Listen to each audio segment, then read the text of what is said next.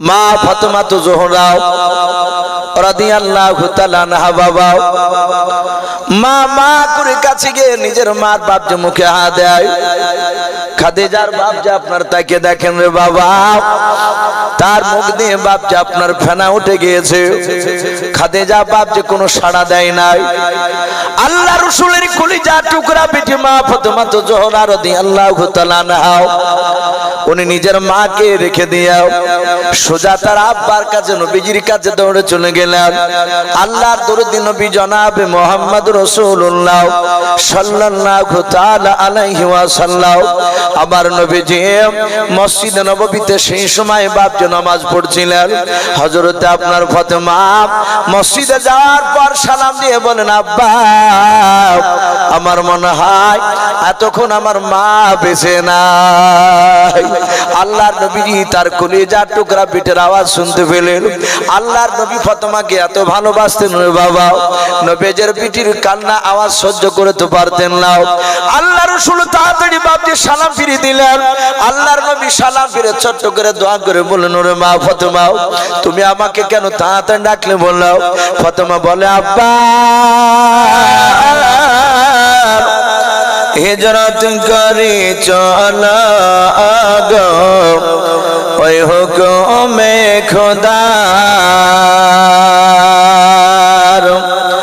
ওই রাতারাতি চলেন নবী, রাতারাতি চলেন নবী সোনার মদিনায়, আর মদিনা যাইতে নবী যে হলেন রওয়ানা। নবী বলেন, হযরত আলী আমার বিছানায় শুয়ে যাও গো, ওই তোমারে বলে। হযরত আলী শুয়ে গেলেন, হযরত আলী শুয়ে গেলেন নবীর বিছানায়, আর মদিনা যাইতে নবী যে হলেন রওয়ানা। সৈয়দে আলম নবীজি, সৈয়দে আলম নবীজি শাহে মদিনা, আর মদিনা যাইতে নবী যে হলেন রওয়ানা।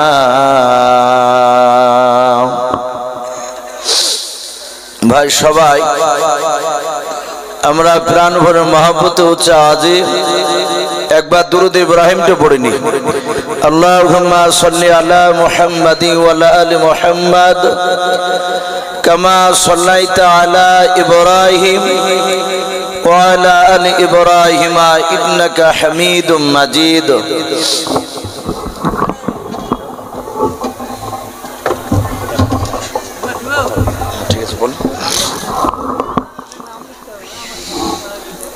যিনারা বিদেশি মেহমান আছেন আপনাদের জন্য খাবারের ব্যবস্থা করা হয়েছে আমাদের প্যান্ডেলের সম্মুখে।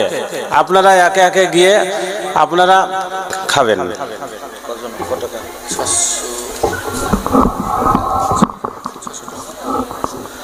একজন বেনামিতে তার শাশুড়ি মা মারা গিয়েছে, তার উদ্দেশ্যে করে 600 টাকা দিয়েছে। আল্লাহ রাব্বুল আলামিন তার 600 টাকা দানের বদলতে তার শাশুড়ি মার কবর আযাবকে মাফ করুন, বলুন আল্লাহুম্মা আমিন। তো ভাই যাই হোক, দরুদটা সম্পূর্ণ হয়নি, আরেকবার আমার সঙ্গে পড়েন। আল্লাহুম্মা সাল্লি আলা মুহাম্মাদি ওয়া আলা আলি মুহাম্মাদ কামা সাল্লাইতা আলা ইব্রাহিম ওয়া আলা আলি ইব্রাহিম ইন্নাকা হামিদুম মাজিদ। আল্লাহুম্মা বারিক আলা মুহাম্মাদি ওয়া আলা আলি মুহাম্মাদ কামা বারাকতা আলা ইব্রাহিম ওয়া আলা আলি ইব্রাহিম ইন্নাকা হামিদুম মাজিদ। সাল্লাল্লাহু তাআলা আলাইহি ওয়াসাল্লাম। শ্রদ্ধেয় জনাব আজকের জালসা নির্বাচিত মনোনীত যোগ্যতম সভাপতি মহাশয় ও সম্মানিত আমন্ত্রিত ওলামা কেরাম ও আমার সম্মুখের শ্রদ্ধেয় বা জ্যেষ্ঠ বাবা জীবনেরা, আমার সমবয়স্ক সমজস্ব যুবক ভাইয়েরা, পর্দার আড়ালের মা বোনেরা, সকলকে জানাই আমার বুক ভরা ভালোবাসা সালাম। আসসালামু আলাইকুম ওয়া রাহমাতুল্লাহি ওয়া বারাকাতুহু। আলহামদুলিল্লাহ, সমস্ত প্রশংসা সে মহান রব্বুল আলামিনের জন্য, যে মহান রব্বুল আলামিন আমাদেরকে বড় ভালোবেসে রহম করে বিভিন্ন গুনার মজলিস থেকে বাছাই করে নিয়ে এসে রাস্তার ধারে যে শত শত মানুষের মধ্য থেকে বাছাই করে নিয়ে এসে তার রহমতের মজলিসে আমাদেরকে নিয়ে এসে বসার সুযোগ করে দিয়েছেন। আমরা বুঝতে পেরেছি এটা বাপ যে আমাদের বাহাদুরি নয়। আল্লাহ রাসূল বলেছেন, আল্লাহ যাকে ভালোবাসেন মহান রব্বুল আলামিন তাকে তার এই রকম রহমতের মজলিসে নিয়ে এসে বসে দেয়। তা আমরা বুঝতে পেরেছি, তাই মহান রব্বুল আলামিনের দরবারে শুকরিয়া স্বরূপ আদায় করে বলুন আলহামদুলিল্লাহ।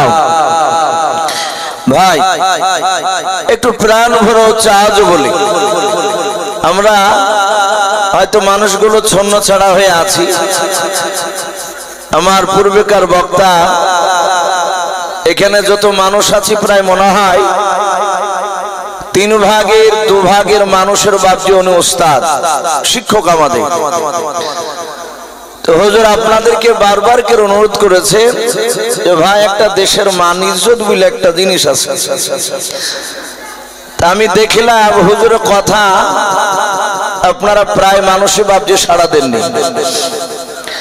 আর ওই সাইডে যে যুবক ভাইরা বসে আছে পাঁচলে,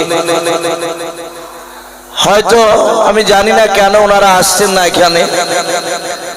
ভাই আমি অনুরোধ করব আপনারা ওইভাবে সাইডে না থেকে যদি একটু ভিতরে আসে, গর্ব করা নাই। গতকালকে বাপজি আমি ছিলাম, ব্যতিক্রম হয়তো ডবল কালকে হয়ে গিয়েছিল।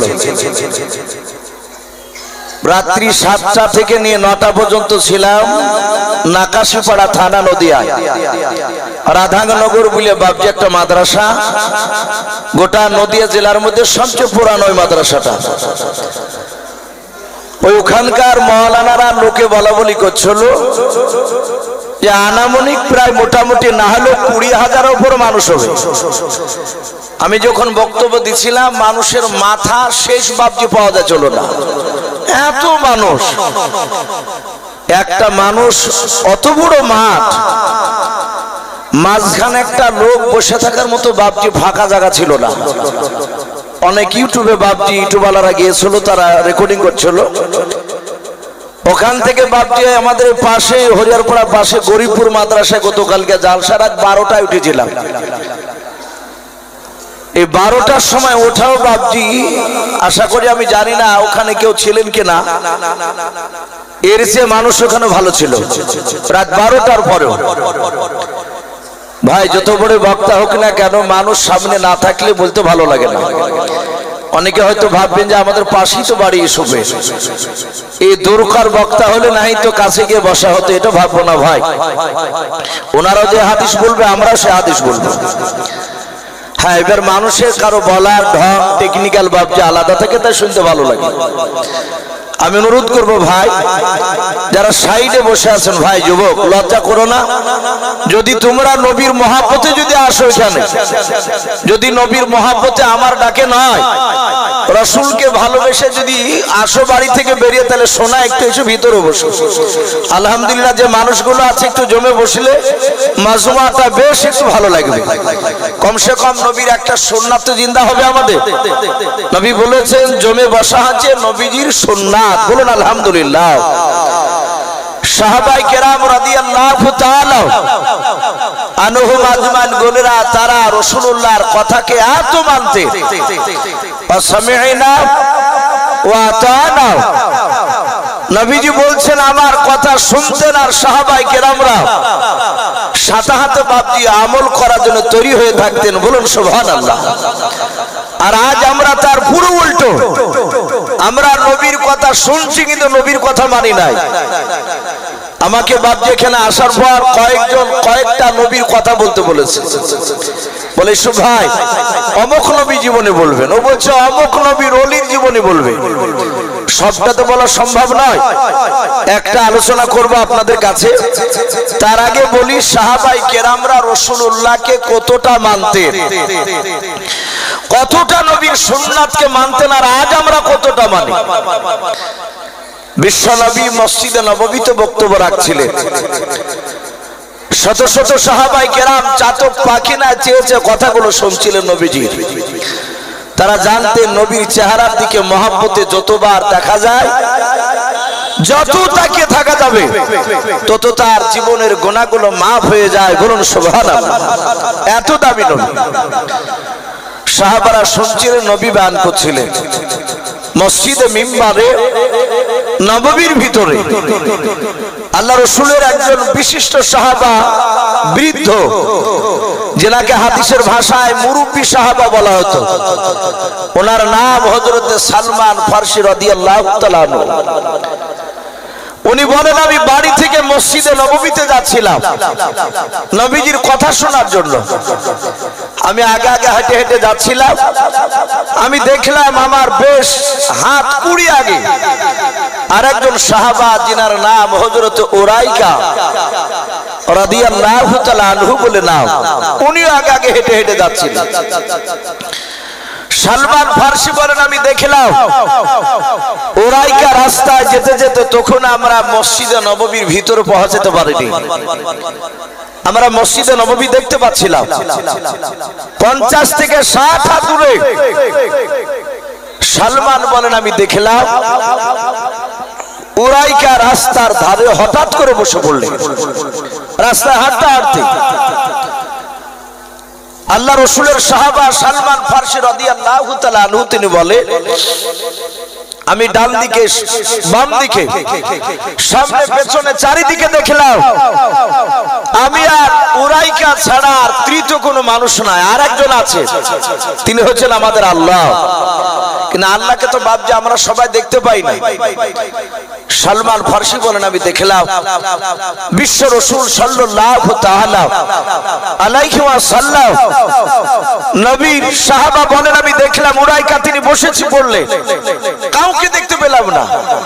কিন্তু উনি বসলেন কেন? আপনারা যদি 6 গড়ি জালসা শুনতে আসেন 3-4 জনা, রাস্তায় একজনা হঠাৎ বসে গেলে আমরা অটোমেটিক জিজ্ঞাসা করব ভাই কি হলো তোমার, যেতে যেতে বসলে কেন? সালমান ফারসি বলেন আমি উরাইকার কাছে গিয়ে সালাম দিলাম, আসসালামু আলাইকুম ওয়া রাহমাতুল্লাহি ওয়া বারাকাতুহু। সালমান ফারসি রাদিয়াল্লাহু তাআলা আনহু তিনি বলেন দেখলাম উরাইকা আমার সালামের উত্তরটা দিয়ে দিলেন। কারণ সাহাবারা বাপজি জানতেন আল্লাহর নবী বলেছেন সালাম দেওয়া হচ্ছে বাপজি সুন্নাত। সালাম শোনার পর কোন ব্যক্তি ইচ্ছাকৃত যদি সালামের জবাব উত্তর যদি না দেয়, আল্লাহর নবী বলেন সেই ব্যক্তি ওয়াজিবকে ছেড়ে দিল, তার মারাত্মক ভাবে আমলনামায় গুনাহ লেখা হবে। যে ব্যক্তি সালাম শোনার পর উত্তর দেয় নাই, আল্লাহর নবীজির সাহাবা সালমান বলেন আমি যখন সালাম দিয়ে দিলাম উরাইকা আস্তে করে আমার দিকে তাকিয়ে সালামের উত্তরখানা দিলেন। হযরত সালমান ফারসি রাদিয়াল্লাহু তাআলা আনহু উরাইকার হাত ওখানে ধরে ডাক দিয়ে বলেছিলেন ভাই উরাইকা কি ব্যাপার, রাস্তায় যেতে যেতে হঠাৎ করে কেন তুমি বসে পড়লে বলো? উরাইকা সালমান ফারসি রাদিয়াল্লাহু তাআলা আনহুর চেহারার দিকে তাকিয়ে বাবা কোনো কথা বলেন না। সালমান বলেন আমি আবার জিজ্ঞাসা করলাম উরাইকা, তৃতীয়বার বাপ জানা, দ্বিতীয়বার আর কোনো কথা বললেন না, শুধু আমার চেহারার দিকে ফ্যাল ফ্যাল করে কথাগুলো শুনছিলেন। সালমান বারবার বলেন ভাই উরাইকা তোমার কি পেটে ব্যথা হলো নাকি কোনো কথা বলে না হযরত সালমান উরাইকা বাপটি কথা বলল না উরাইকাকে ছেড়ে দিয়ে বিশ্ব রাসূল জনাবে মুহাম্মদ রাসূলুল্লাহ সাল্লাল্লাহু তাআলা আলাইহি ওয়াসাল্লাম নবী আমার মসজিদে নববীতে বসা ছিলেন সালমান আল্লাহর নবীজির মসজিদে নববীর দরজায় গিয়ে আল্লাহর নবীকে সালাম দিয়ে দিলেন আসসালামু আলাইকা ইয়া রাসূলুল্লাহ ইয়া হাবিবাল্লাহ আল্লাহর নবীজি সালামের উত্তরখানা দেওয়ার পর দেখলেন সালমান দৌড়ে এসে দরজার গুড়িতে এসে আমাকে সালাম দিলেন আল্লাহর নবী বলেন গো সালমান কি ব্যাপার তুমি দৌড়ে এসে কেন আমাকে সালাম দিলে বলো হযরত সালমান হাত দুখানা জোড় করে বলেছিলেন নবী আমি আপনার দরবারে আসছিলাম রাস্তা দিয়ে বাড়ি থেকে দরবারে আপনার ওয়াজ শোনার জন্য ওগো আল্লাহর নবীজি শুধু আমি একাই নয় আমার সাথে আরেকজন সাহাবা ছিলেন উরাইকা নামক সাহাবা হযরত সালমান বলে নবী দেখলাম আপনার মসজিদে তো কোনো আসতে পারি নাই 50 থেকে 60 হাত দূরে দেখলাম উরাইকা রাস্তার ধারে বসে পড়লেন ওগো আল্লাহর নবীজি উরাইকাকে গিয়ে সালাম দিলাম উনি সালামের উত্তরখানা দেওয়ার পর আর কথা বললেন না কয়েকবার জিজ্ঞাসা করলাম ভাই উরাইকা তোমার কি হয়েছে বলো উরাইকা কথা বলে না ওগো আল্লাহর দরুদে নবী গো মসজিদে নববীতে অনেকগুলো সাহাবা দেখতে পাওয়া যায় বলে হ্যাঁ আল্লাহ রাসূলকে ডাক দিয়ে বলে নবী অনেকগুলো সাহাবা রয়েছে তার মধ্যে থেকে একজন সাহাবার মারফতে আপনি উরাইকাকে ডেকে নিয়ে আসুন আমার মনে হয় এখনো উরাইকা রাস্তার ধারে বসে আছে আল্লাহর নবী দরুদ নবী জনাবে মুহাম্মদ রাসূলুল্লাহ সাল্লাল্লাহু তাআলা আলাইহি ওয়াসাল্লাম আল্লাহর নবী বললেন ওগো সালমান শুনে নাও আমি আমার মসজিদে নববীর ভিতরকার অন্য কোন সাহাবাকে হুকুম করব না আমি পয়গম্বর রাসূল তোমাকে বললাম সালমান যাও গিয়ে হযরত উরাইকাকে আমার নাম করবা নবী ডাক দিয়েছে দেখে ভাও রাসূলের নাম করলে উরাইকা আর বসে থাকতে পারবে না হযরত সালমান ফারসি আর কোনো কথা না বলে নবীর হুকুম পার সাদাত বাপ আমার পেছন ঘুরে দৌড়াতে শুরু করলেন আল্লাহর নবীর সালমান ফারসি বলেন আমি দেখলাম উরাইকা রাস্তার ধারে বাপ যে বসে আছে আল্লাহর নবীজির সাহাবা সালমান ফারসি রাদিয়াল্লাহু তাআলা আনহু দ্বিতীয়বার গিয়ে বাপি সালাম দিলেন আসসালামু আলাইকুম ওয়া রাহমাতুল্লাহি ওয়া বারাকাতুহু উরাইকা সালামের উত্তরখানা দিয়ে দিলেন আল্লাহর নবীজির সাহাবা সালমান বলেন উরাইকা আমি তোমাকে এবার দ্বিতীয়বার ব্যক্তিগত ডাকতে আসে নাই রে ভাই এই উরাইকা আল্লাহর নবী জনাবে মুহাম্মদ রাসূলুল্লাহ সাল্লাল্লাহু তাআলা আলাইহি ওয়াসাল্লাম তোমাকে ডাক দিয়েছে হযরত সালমান বলে যখন নবীর নাম করলাম উরাইকা আর বসে থাকলো না চট করে দাঁড়িয়ে গেল দাঁড়িয়ে যাওয়ার পর হযরত উরাইকা ডাক দিয়ে বললেন ভাই সালমান তাড়াতাড়ি বলুন ভাই কেন তুমি আমাকে ডাক দিতেছো বলে নবী ডাক দিছে বলে নবী যে বাড়িতে আছে না মসজিদে নববীতে আছে আল্লাহর নবীর সাহাবা সালমান বলে যখন বললাম মসজিদে নববীতে আছে হযরত উরাইকা আর দাঁড়িয়ে থাকতে পারলেন না সোজা দৌড়ে গিয়ে মসজিদে নববীর দরজায় সালমান ফারসি বলেন আমি উরাইকার পেছন পেছন দৌড়ে চলে গেলাম উরাইকা নবীজির কাছে গিয়ে বললেন হুজুর আপনি আমাকে কেন ডাক দিলেন বলেন উরাইকা নবীজিকে সালাম দিলেন আল্লাহর নবী সালামের উত্তর দিয়ে বলেন ওগো উরাইকা তুমি আমার দরবারে আস্তে আস্তে রাস্তায় কেন বসে গিয়েছিলে বলো উরাইকা সঙ্গে সঙ্গে নবীর দিকে ইশারা করে বলছেন হুজুর আমার কিছু হয় নাই আল্লাহর নবী বলেন ওগো উরাইকা তাড়াতাড়ি বলো তোমার কি হয়েছিল কেন বসে গিয়েছিলে বলো উরাইকা উনি জানেন নবীর দরবারে যদি চিৎকার করে কথা বলা যায় কিয়ামতের ময়দানে জান্নাত পাওয়া যাবে না বলুন সুবহানাল্লাহ সাহাবারা বাপজি যেই দিন থেকে আল্লাহ রসুলের মুখ থেকে আল্লাহ কোরআন পাকে বলেছেন, হে নবী আপনি বলে দেন, যখন আপনি সাহাবাদের সামনে আলোচনা করবেন তখন আমার বান্দা বান্দিরা আপনার সামনে এমন ভাবে কথা বলবে, ওগো নবী গো, আপনার গলার আওয়াজে চেয়ে জানো কোন সাহাবিয়ার যেন গলার আওয়াজটা উঁচু জানা না হয়। সেদিন থেকে সাহাবায়ে কেরামরা নবীর দরবারে বাবা কথা বলতে আপনার ভয় পেতেন। হযরত উরায়কা তিনি মনে মনে ভাবছিলেন, যদি কথা বলতে গিয়ে যদি বেয়াদবি হয়, সঙ্গে সঙ্গে হাতে ইশারা করে আঙুল দিয়ে বলছেন, হুজুর আমার কিছু হয় নাই। নবী বললেন, উরায়কা কেন তুমি রাস্তায় আস্তে আস্তে বসে গিয়েছিলে বলো? উরায়কা আস্তে করে বলছেন, নবী আপনি আমাকে বসতে বলেছিলেন, তাই আমি রাস্তার ধারে বসে গিয়েছিলাম। বলুন সুবহানাল্লাহ। কোন উত্তর নাই, শুধু ওইটাই উত্তর। বলে, হুজুর আপনি যে আমাকে বসতে বললেন। আল্লাহ রাসূল সাল্লাল্লাহু তাআলা আলাইহি ওয়াসাল্লাম মসজিদে নববীর মিম্বারে বাপজি বসা ছিলেন। সাহাবা উরায়কার কথা শুনে নবী বাপজি দাঁড়িয়ে গেলেন। দাঁড়িয়ে যাওয়ার পর বললেন, এই উরায়কা, তুমি যে আমার দরবারে আসছিলা এটা আমি জানতাম না। আমরা জানি অদৃশ্যের খবর সারা পৃথিবীর মধ্যে, আসমান জমিনের মধ্যে বাপজি একজন ব্যক্তি তিনি গায়েবের খবর জানতেন। অদৃশ্যের খবর তিনি হচ্ছেন আমার আল্লাহ। জোরে বলুন সুবহানাল্লাহ। নবী রাসূলরা বাপজি অদৃশ্যের খবর অতটাই দিতে পারতেন যতটা আল্লাহ রাব্বুল আলামিন সম্রাট জিবরিলের দ্বারা নবী রাসূলকে জানাতে, তার বাইরে নয়। নবী ডাক দিয়ে বলছেন, ওরে উরায়কা, আমি জানতাম না যে তুমি আমার দরবারে আসছিলা। বলে, হুজুর আপনি যে আমাকে বসে বললেন। আল্লাহ রাসূল বলেন, আমি তোমাকে বলি নাই, মসজিদে নববীর ভিতরকার একজন সাহাবা মাহফিলের মাঝ থেকে দাঁড়িয়ে গিয়েছিল।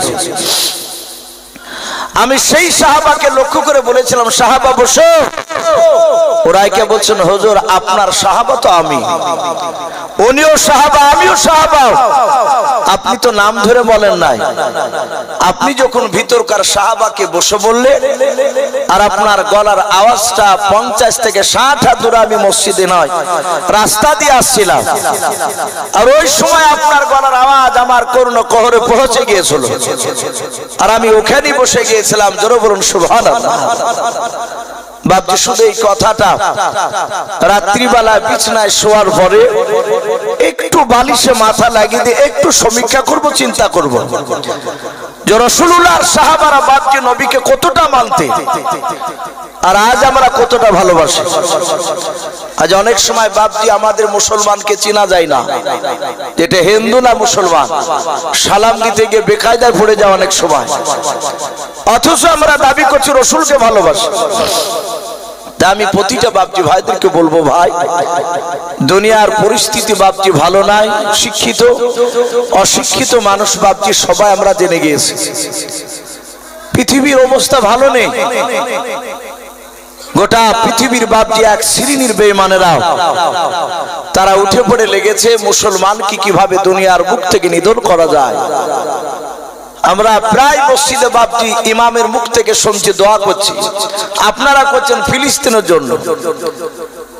গত কয়েকদিনকার বাপজি আগেকার একটা ঘটনা ফিলিস্তিনের মাটিতে ঘটেছে, অনেক মুসলমানকে মারছে, এগুলো জানি আমরা। একটা বাচ্চা ছেলেকে বাপজি ধরে নিয়ে গেছে ইসরায়েল, ইহুদি কুত্তার বাচ্চারা ধরে নিয়ে গেছে। ছেলেটার বয়স হচ্ছে বাপজি 8 বছর। ওই গাজা যে বলে জায়গা আমরা অনেকেই জানি, নাম শুনছি দেখছি খবরে, গাজা অনেকটা জায়গা তারা দখল করে নিয়েছে। সেখানে একটা ক্যাম্প বসিয়েছে ওই ইসরায়েলের জানোয়াররা। যে বাচ্চাটাকে ধরে নিয়ে গেছে তার আব্বা বাড়িতে সে সময় ছিল না, তার মার কাছ থেকে বাপজি কেড়ে নিয়ে গিয়েছে। লোকটা বাড়িতে এসেছে, বলল সন্তানকে নিয়ে গিয়েছে কোথায়, বলে অমুক ক্যাম্পে। ছেলেটার আব্বা দৌড়ে গেল, দৌড়ে যাওয়ার পর হাত দুখানা জোর করে বলছেন, আমার সন্তানকে যদি জবাই করে ফেলেন, মেরে দেন, তাহলে লাশটা দেন, আমি নিয়ে গিয়ে একটু কবর দেব। ইসরায়েলের লোক বলল তুই সামনে দাঁড়া।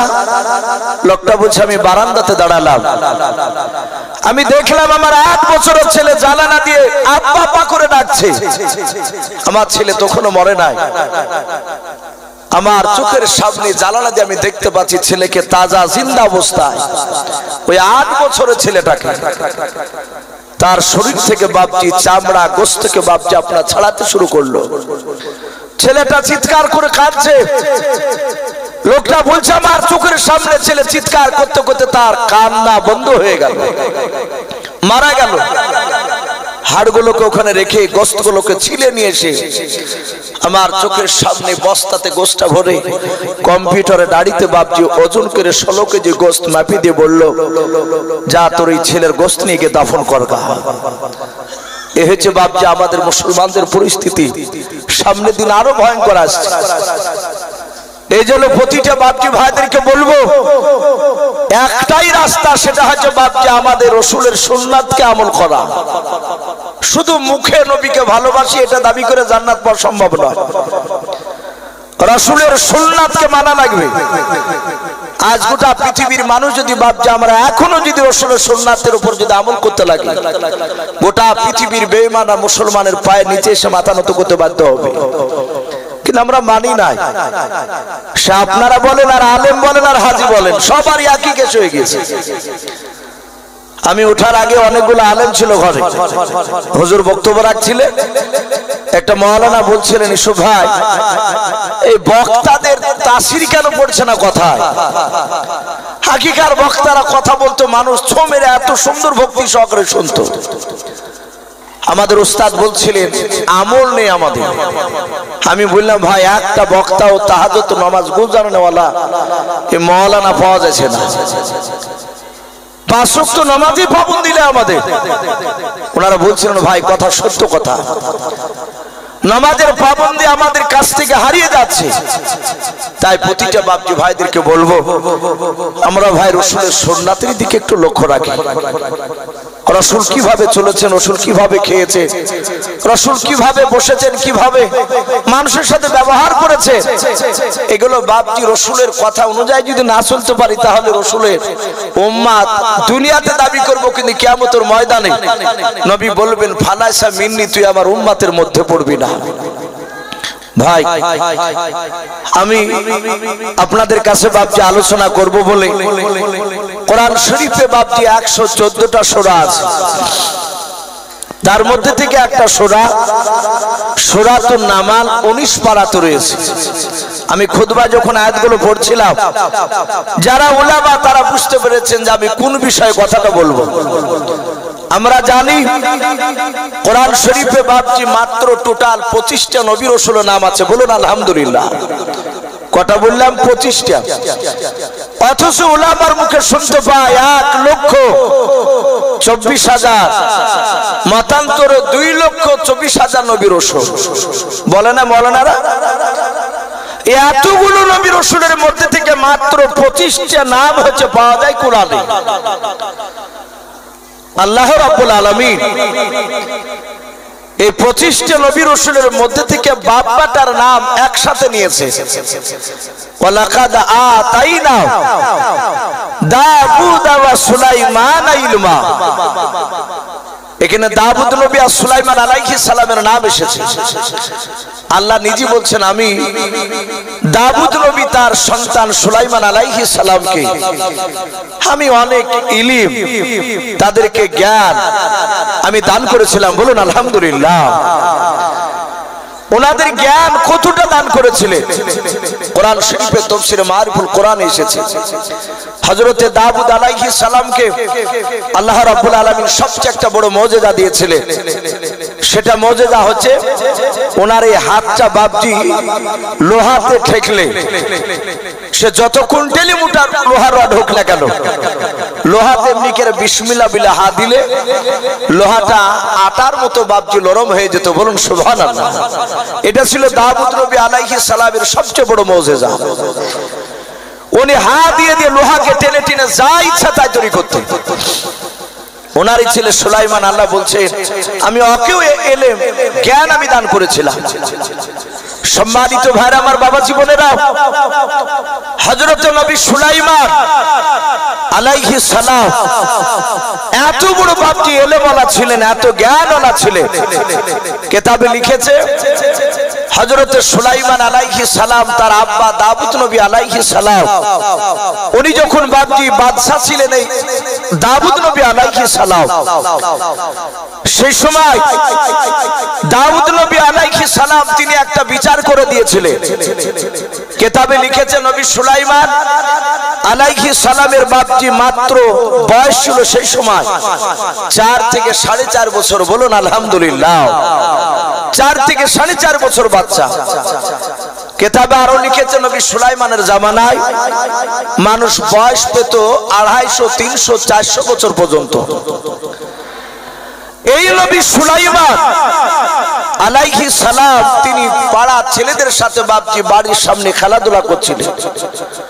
খেলাধুলা করতে করতে হঠাৎ করে সুলাইমান আলাইহিস সালাম তিনি বাচ্চা ছেলে দেখলে দুটো মেয়েতে বাপজি তারা একটা বাচ্চাকে কোলে করে নিয়ে দুজনাতি বাচ্চাটাকে ধরে, ও বলছে আমার বাচ্চা, ও বলছে আমার বাচ্চা। এরা দুজনায় ঝগড়া করতে করতে করতে করতে সুলাইমান তিনি দেখলে তার আব্বা দাউদ নবী আলাইহিস সালামের ঘরের দিকে চলে গেলেন। হযরত সুলাইমান ওনার আব্বার কাছে যেতে দেখে উনি আবার খেলাধুলা শুরু করে দিলেন। বেশ কিছুক্ষণ পর সুলাইমান দেখলে যেই মেয়ে দুটো বাপজি ঝগড়া করতে করতে গেল, ওই মেয়ে দুটো তার মধ্যে একটা মেয়েতে বাপজি বাচ্চাকে কোলে করে নিয়ে সোয়াগ করছে, সন্তানকে গালে মুখে চুমা দিচ্ছে। আনন্দ করতে করতে বাপজি বাচ্চাটা নিয়ে সেই বাচ্চার মা কোলে করে নিয়ে হাসতে হাসতে চলে যাচ্ছে। সুলাইমান আলাইহিস সালাম এভাবে পেছন ঘুরে তাকে দেখলেন দুটো মেয়েতে ঝগড়া করতে করতে গেল, এ হাসতে হাসতে যাচ্ছে, পেছনকার মেয়েটা দেখছে কাঁদতে কাঁদতে যাচ্ছে। সুলাইমান তিনি জানতে, উনি দেখেছিলেন ছোট থেকে যে আব্বার দরবারে মানুষ কাঁদতে কাঁদতে গেলে ফিরার পথে আর কাঁদতে কাঁদতে যায় নাই। বলুন সুবহানাল্লাহ। তারা হাসতে হাসতে যায়, ঝগড়া করতে করতে গেলে বাপজি আর ঝগড়া করতে করতে ফিরে যায় না। সুলাইমান চিন্তা করলেন এই মেয়েটা কাঁদতে কাঁদতে যাচ্ছে কেন? সুলাইমান বাচ্চা ছেলেদের সাথে খেলা বন্ধ করে 4 থেকে 4.5 বছর বাচ্চা, মানে একেবারে ছোট। সুলাইমান ডাক দিয়ে বলছে, নাই মা, এ দাঁড়াও। ওরা দুটো মেয়ে বাপজি দাঁড়িয়ে গেল। যে কোলে বাচ্চা নিয়ে হাসছিল সে দাঁড়ালো, যে কাঁদতে কাঁদতে যাচ্ছিল সেও দাঁড়িয়ে গেল। সুলাইমান যে মেয়েটা কাঁদছিল তার সামনে গিয়ে বলছে, মা, আমি আব্বার দরবারে এইভাবে তো আমি আশা রাখিনি যে মানুষ কাঁদতে কাঁদতে যায়, কাউকে দেখতে পাই না এইভাবে, কিন্তু আজ তুমি কাঁদছো কেন? যে মেয়েটা কাঁদছিল সে মেয়েটা বলল, তোর নাম কি? সে জানে না যে ইনি দাউদ নবীর সন্তান। সুলাইমান বললেন আস্তে করে, আমার নাম সুলাইমান। উনি যে নবীটা মানুষ তো জানে না। সুলাইমান তখন যে নবী হবেন সুলাইমানও জানেন না। সুলাইমান আলাইহিস সালাম বলেন, আমার নাম সুলাইমান। ডাক দিয়ে বলল, তুই তো খেলাধুলা করছিস এখানেই? বলে হ্যাঁ।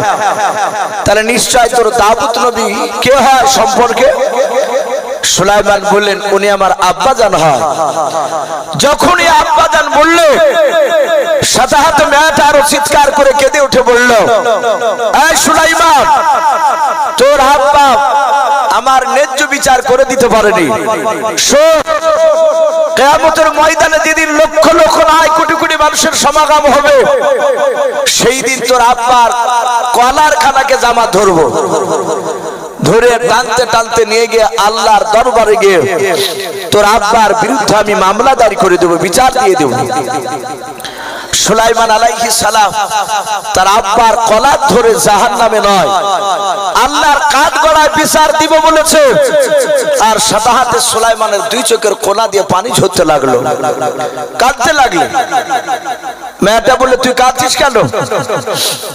ডাক দিয়ে বলেছিল, মা, তুমি আমার আব্বার বিরুদ্ধে বিচার দেবা নাও। বলে, সুলাইমান, তোর আব্বা তো ন্যায্য বিচার করে দিতে পারে না, আমি বিচার দেব। হযরত সুলাইমান ডাক দিয়ে বলেছিল, মা, আমার আব্বা তোমাদের এমন কোন বিচারটা ন্যায্য করে দিতে পারে না, একটু খুলে বলো। মেয়েটা ডাক দিয়ে বলেছিল, বাবা সুলাইমান, তোকে বলে আমার কি লাভ? বলে যদি একটু উপকার করে দিতে পারে, লাভ করে দিতে পারে বলো। যেই মেয়েটা কান্না করতে করতে যাচ্ছিল, ওই মেয়েটা ডাক দিয়ে বলেছিল, সুলাইমান, ওই যে পাশে মেয়েটা বাচ্চা কোলে করে নিয়ে হাসতেছে, বলে হ্যাঁ, হাসতে হাসতে যাচ্ছিল, তুমি বারণ করলে তাই দাঁড়িয়ে গিয়েছে, আর যাই না। ওরে সুলাইমান, ওই মেয়েটার কোলে যে বাচ্চা আছে, ওই বাচ্চাটা হচ্ছে আমার সন্তান। সুলাইমান বলল, মা, তোমার সন্তান তো মেয়েটার কোলে কেন? বলে বেটা, ওটাই তো তোমার আব্বা বিচার করে দিতে পারে না। হযরত সুলাইমান বলল, মা খুলে বলো, ব্যাপারটা একটু ভালো করে খুলে বলো, বাচ্চা মেয়েটা কেমন করে পেলো বলো। বলে, বাবা সুলাইমান, আমি বাচ্চা কোলে করে নিয়ে আমি মরুভূমির ময়দানে পাড়ি দিয়েছিলাম। উত্তপ্ত বালু রাশি দিয়ে যখন হেঁটে যেতে যেতে যেতে শরীর ক্লান্ত হয়েছিল, আমি একটা গাছের ছায়া তলে শুয়ে গিয়েছিলাম। আমার পেছনে মেয়েটা হেঁটে হেঁটে যাচ্ছিল, ওই মেয়েটা আমার বাচ্চাটার পাশে গিয়ে শুয়ে পড়ল। আমি নিদ্রা চলে গিয়েছিলাম রে বাবা, ওই মেয়েটা ঘুমিয়ে গিয়েছিল। আমার যখন ঘুম ভেঙে গেল, আমি কলিজার টুকরা সন্তানকে কোলে নিয়ে নিলাম। ওই মেয়েটার ঘুমটা ভেঙে গেল। ঘুমটা ভেঙে যাওয়ার পর আমার সন্তানের ডান হাতখানা চেপে ধরলাম। আমি বললাম, বোন, তুমি আমার বাচ্চার কেন হাত ধরলে বললাম। ওই মেয়েটা ডাক দিয়ে বলেছিল, বোন, এই বাচ্চা আমার, তুমি আমার বাচ্চা কেন কোলে নিলে বললাম। ওরে সুলাইমান, দুজনায় দাবি শুরু করে দিলাম, এই বাচ্চাটাকে নিয়ে। আমি বললাম আমার বাচ্চার, মেয়েটা মিথ্যা করে বলছে ওর বাচ্চা। দুজনার ঝামেলা মীমাংসা কেউ করতে পারলো না। ওই মেয়েটা ডাক দিয়ে বলেছিল, বল, এভাবে ঝামেলা করে মীমাংসা আসা যাবে না, চলো আমাদের দেশে দাউদ নবী আলাইহিস সালাম বলে একজন বিরাট বড় নবী রাসূল আছেন, উনি বড় বাদশা আছে, ওনার দরবারে গিয়ে আমাদের ঘটনাটা বলবো, নিশ্চয় দাউদ নবী আলাইহিস সালাম ন্যায্য বিচার করে দেবে। ওরে বাবা সুলাইমান, মেয়েটা আমার সঙ্গে সঙ্গে চলে গেল, তোমার আব্বার কাছে গিয়ে বিচারটা দিয়ে দিলাম। তোমার আব্বা বিচার করলো। বাবা, এই মেয়েটা অভিনয় করে কান্না করেছিল, তোমার আব্বা ধরতে পারে না, তাই তোমার আব্বা এই বাচ্চাটা পাওনা করে দিয়েছে। ওই মেয়েটা আমার প্রকৃতি বাচ্চা আমাকে পাওনা করে দিল না, এটাই তোমার আব্বা ন্যায্য বিচার করতে পারে নাই রে মা বাপ। এই কারণে কিয়ামতের ময়দানে তোমার আব্বার বিরুদ্ধে বিচার দিব। হযরত সুলাইমান ডাক দিয়ে বললেন, মা, আমার আব্বার বিরুদ্ধে বিচার তোমাকে দিতে দেব না, সোলা আমি আব্বার কাছে নিয়ে যাব। বলে, কেন নিয়ে যাবা? বলে, আমি আব্বাকে আবার পুনরায় বিচারটা চিন্তা ভাবনা করে করতে বলবো। আমার মনে হয় আব্বা চিন্তা ভাবনা করে বিচারটা করে ন্যায্য বিচার হয়ে যাবে। বলো, তোমরা মেনে নেবে কে নাও? যেই মেয়েটা কাঁদতে কাঁদতে যাচ্ছিল, মেয়েটা বলো, সুলাইমান, আমি রাজি আছি। আর যে মেয়েটা হাসতে হাসতে যাচ্ছিল, মেয়েটা বললো, সুলাইমান, তোমার আব্বা একবার বিচার কেন 100 বার বিচার করলে আমি মানতে রাজি আছি। কারণ মেয়েটা জানতো নবীরা জবান দিয়ে বাপজি যেটা বের করে সেটা আর উল্টাই নাও, যতবার বিচার করবে বাচ্চা আমার পাওনা করে দেবে। হযরত সুলাইমান মেয়ে দুটোর বাপজি হাত ধরে টেনে টেনে টেনে টেনে টেনে টেনে দাউদ নবী আলাইহিস সালামের দরবারে নিয়ে যাচ্ছেন। হযরত দাউদ নবী আলাইহিস সালাম রাজ দরবার থেকে, সিংহাসন থেকে বসে তাকে দেখলেন। বাবা, যে মেয়ে দুটোর বিচার করে দিয়েছিলেন, ওই মেয়ে দুটোকে আমার কলিজার টুকরা সন্তান সুলাইমান হাত ধরে কেন টেনে নিয়ে আসছে। আবার দাউদ নবী মনে মনে ভাবলেন, মনে হয় বিচারের মধ্যে আমার গড়বড়ি হয়ে গিয়েছে, কেন আমার ছেলে সুলাইমান টেনে নিয়ে আসে। আবার সুলাইমান উনি মনে মনে চিন্তা করলেন, আল্লাহ, আমি গিয়ে যদি বলি আব্বা আপনার বিচারটা ন্যায্য হয় নাই, ভুল হয়েছে, এরকম যদি কথা বলা যায় তাহলে আমার আব্বার সম্মানের হানি হবে। সুলাইমান এটাও চিন্তা করছে, আমি ডাইরেক্ট গিয়ে আব্বাকে বলবো না যে আব্বা আপনার বিচার করা ভুল হয়েছে, নালে মেয়েটা কেন বলবে যে ন্যায্য বিচার হয়নি। মা বোন, আপনাদের কাছে কমিটির তরফ থেকে সভাপতি সাহেব গিয়েছে মসজিদে আদায়ের জন্য। তা আমি অনুরোধ করব আপনারা মসজিদের সভাপতির হাতে আলহামদুলিল্লাহ 100, 200, 500, 1000 যে যা পারবে একটু দানের হাতটা বাড়াবে। আর সিমেন্টও পারলে 1 বস্তা করে নাম লিখাবেন ইনশাআল্লাহ, শেষের বেলায় দোয়া করে দেওয়া হবে। তা আমি বলছিলাম হযরত সুলাইমান আলাইহিস সালাম ডাইরেক্ট ওই কথা বললেন না। যদি আমি বলি তাহলে আপনার সম্মানের হানি হবে। দাউদ নবী তিনি তাকে থেকে দেখছে, সুলাইমান হাতখানা এইভাবে জোর করলেন। ছোট্ট বাচ্চা ছিল, 4 থেকে 4.5 বছরের বাচ্চা। সুলাইমান হাত ওখানা জোর করে বলেছিল, আব্বা এই না দুটোর আপনি বিচার করে দিয়েছেন বলে, হ্যাঁ ওগো আব্বা জান, আমি আপনার সন্তান হয়ে আপনাকে আমি অনুরোধ করতেছি আব্বা, আপনি মেয়ে দুটোর বিচারটা আপনি উদ্ধার করে নেন, ফিরিয়ে নেন। ওগো আব্বা, আপনি দ্বিতীয়বার চিন্তা ভাবনা করে বিচারটা একটু করে দেন। সুলাইমান আলাইহিস সালামের বাপ যে জবান থেকে কথা শোনার পর দাউদ নবী আলাইহিস সালাম 5 মিনিট বাপ যে বসে থাকলেন, চিন্তা করে দেখলেন বিকল্প কোন আমি আর বিচার খুঁজে পাই না। সুলাইমানের এই কথা শোনার পর দাউদ নবী মনে মনে ভাবলেন, মাওলা যখন আমার সন্তান টেনে নিয়ে এসেছে, আমার মনে হয় সুলাইমানকে বিচারটা করতে বললে মনে হয় সুলাইমান বিচারটা করতে পারবে। দাউদ নবী ডাক দিয়ে বলেছিল, বাবা সুলাইমান, আমার বিচার আমি ঘুরে নিলাম, আমি তোমার আব্বা হয়ে আমি তোমাকে এই মেয়ে দুটোর বিচার করতে আমি হুকুম দিয়ে দিলাম। বলুন সুবহানাল্লাহ। সুলাইমান 4 বছরের ছেলে হাসছেন আর বলছেন, আব্বা আমি বিচার করব বলে, হ্যাঁ বলে বাবা তুমি বিচারটা করে দেখাও। সুলাইমান আলাইহিস সালাম পেছন ঘুরে মেয়ে দুটোর দিকে লক্ষ্য করে বলছে, ওগো মা, আমার আব্বা বিচার করবেন, আমাকে অনুমতি দিয়েছে, আমি যদি তোমাদের বিচার করে দিই তোমরা কি মানবা? যে মেয়েটা কাঁদতে কাঁদতে যাচ্ছিল সে ভাবলো যদি বাচ্চাটা আমার করে দেয় সুলাইমান, ওই তো টেনে নিয়ে এসেছে আমাকে, বললো বাবা আমি রাজি আছি। আর যে মেয়েটা কাঁদতে কাঁদতে না হাসতে হাসতে যাচ্ছিল বাচ্চা নিয়ে, সে চিন্তা করলো তার বাপ যখন বাচ্চা আমাকে পাওনা করে দিয়েছে, তার সন্তান তার বাপের বিরুদ্ধে যাবে না, এ সুলাইমান বিচার করলে আমাকে দিবে বাচ্চা। মেয়ে দুটোতেই বললো বাবা রাজি আছে। সুলাইমান আলাইহিস সালাম হাত বাড়িয়ে বাচ্চাটা ধরে নিলেন, মেয়েটাকে ডাক দিয়ে বলে, মা বাচ্চাটা দিয়ে দাও। হযরত সুলাইমানের হাতে দিয়ে দিলেন, বাচ্চা ধরে নিলেন। ছোট্ট বাচ্চা ছেলে সুলাইমান বাচ্চা নেওয়ার পর উনি তাকে দেখলেন, আব্বা দাউদ নবী আলাইহিস সালাম রাজদরবারে বসাও। উনি হেঁটে গিয়ে বলেন, আব্বা বাচ্চাটা আপনি কোলে ধরুন। সুলাইমান বাচ্চাটা দিয়ে বাপজা আর কোনো কথা বললেন না, সোজা বাড়ির দিকে দৌড়ে চলে গেলেন।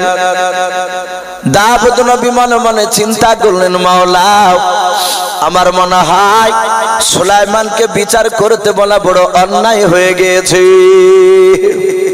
আমি কেন দিলাম, কেন পাগলামি করলাম? এ তো বাচ্চা আমাকে দিয়ে সোজা দৌড়ে বাড়ির দিকে চলে গেল, কিছুই তো বললো না। দাউদ নবী বাড়ির দিকে তাকাচ্ছেন, দেখি সুলাইমান ফিরে আসে কিনা। কিছুক্ষণ পর দেখলেন সুলাইমান বাড়ির ভিতর থেকে বেরিয়ে আসছে, খালি হাতে নয়। দাউদ নবী বলেন, আমি তাকে দেখলাম সুলাইমানের হাতে একটা বড় হোসে বাপজা, একদম ধারালো অস্ত্র, হোসেখানা বাপজা হাতে করে নিয়ে, আমরা যাকে অনেকে হাসে পর্যন্ত বলি, হাতে করে হোসেটা ধরে নিয়ে সোজা চলে আসছে দাউদ নবীর দিকে। দাউদ আলাইহিস সালাম বাচ্চাটা নিয়ে বাপজি দাঁড়িয়ে গিয়েছে। তার চিন্তার কারণে কপাল দিয়ে বাপজি পেশানি ঘাম বের হয়েছে। হযরত সুলাইমান ধারালো হোসে নিয়ে আসছে। দাউদ নবী ভাবছেন যদি আমার সন্তানের বাচ্চাটাকে জবাই করে দেয় তাহলে আমার এই ছেলে জীবনে কোনোদিন জান্নাত দিতে পারবে না। এই মাসুম বাচ্চা কোনো অন্যায় করেনি, একে জবাই করা চরম অন্যায়। ছেলে হাসিলে আসছে কেন? সুলাইমান বুঝতে পেরেছেন আব্বা চরম চিন্তিত।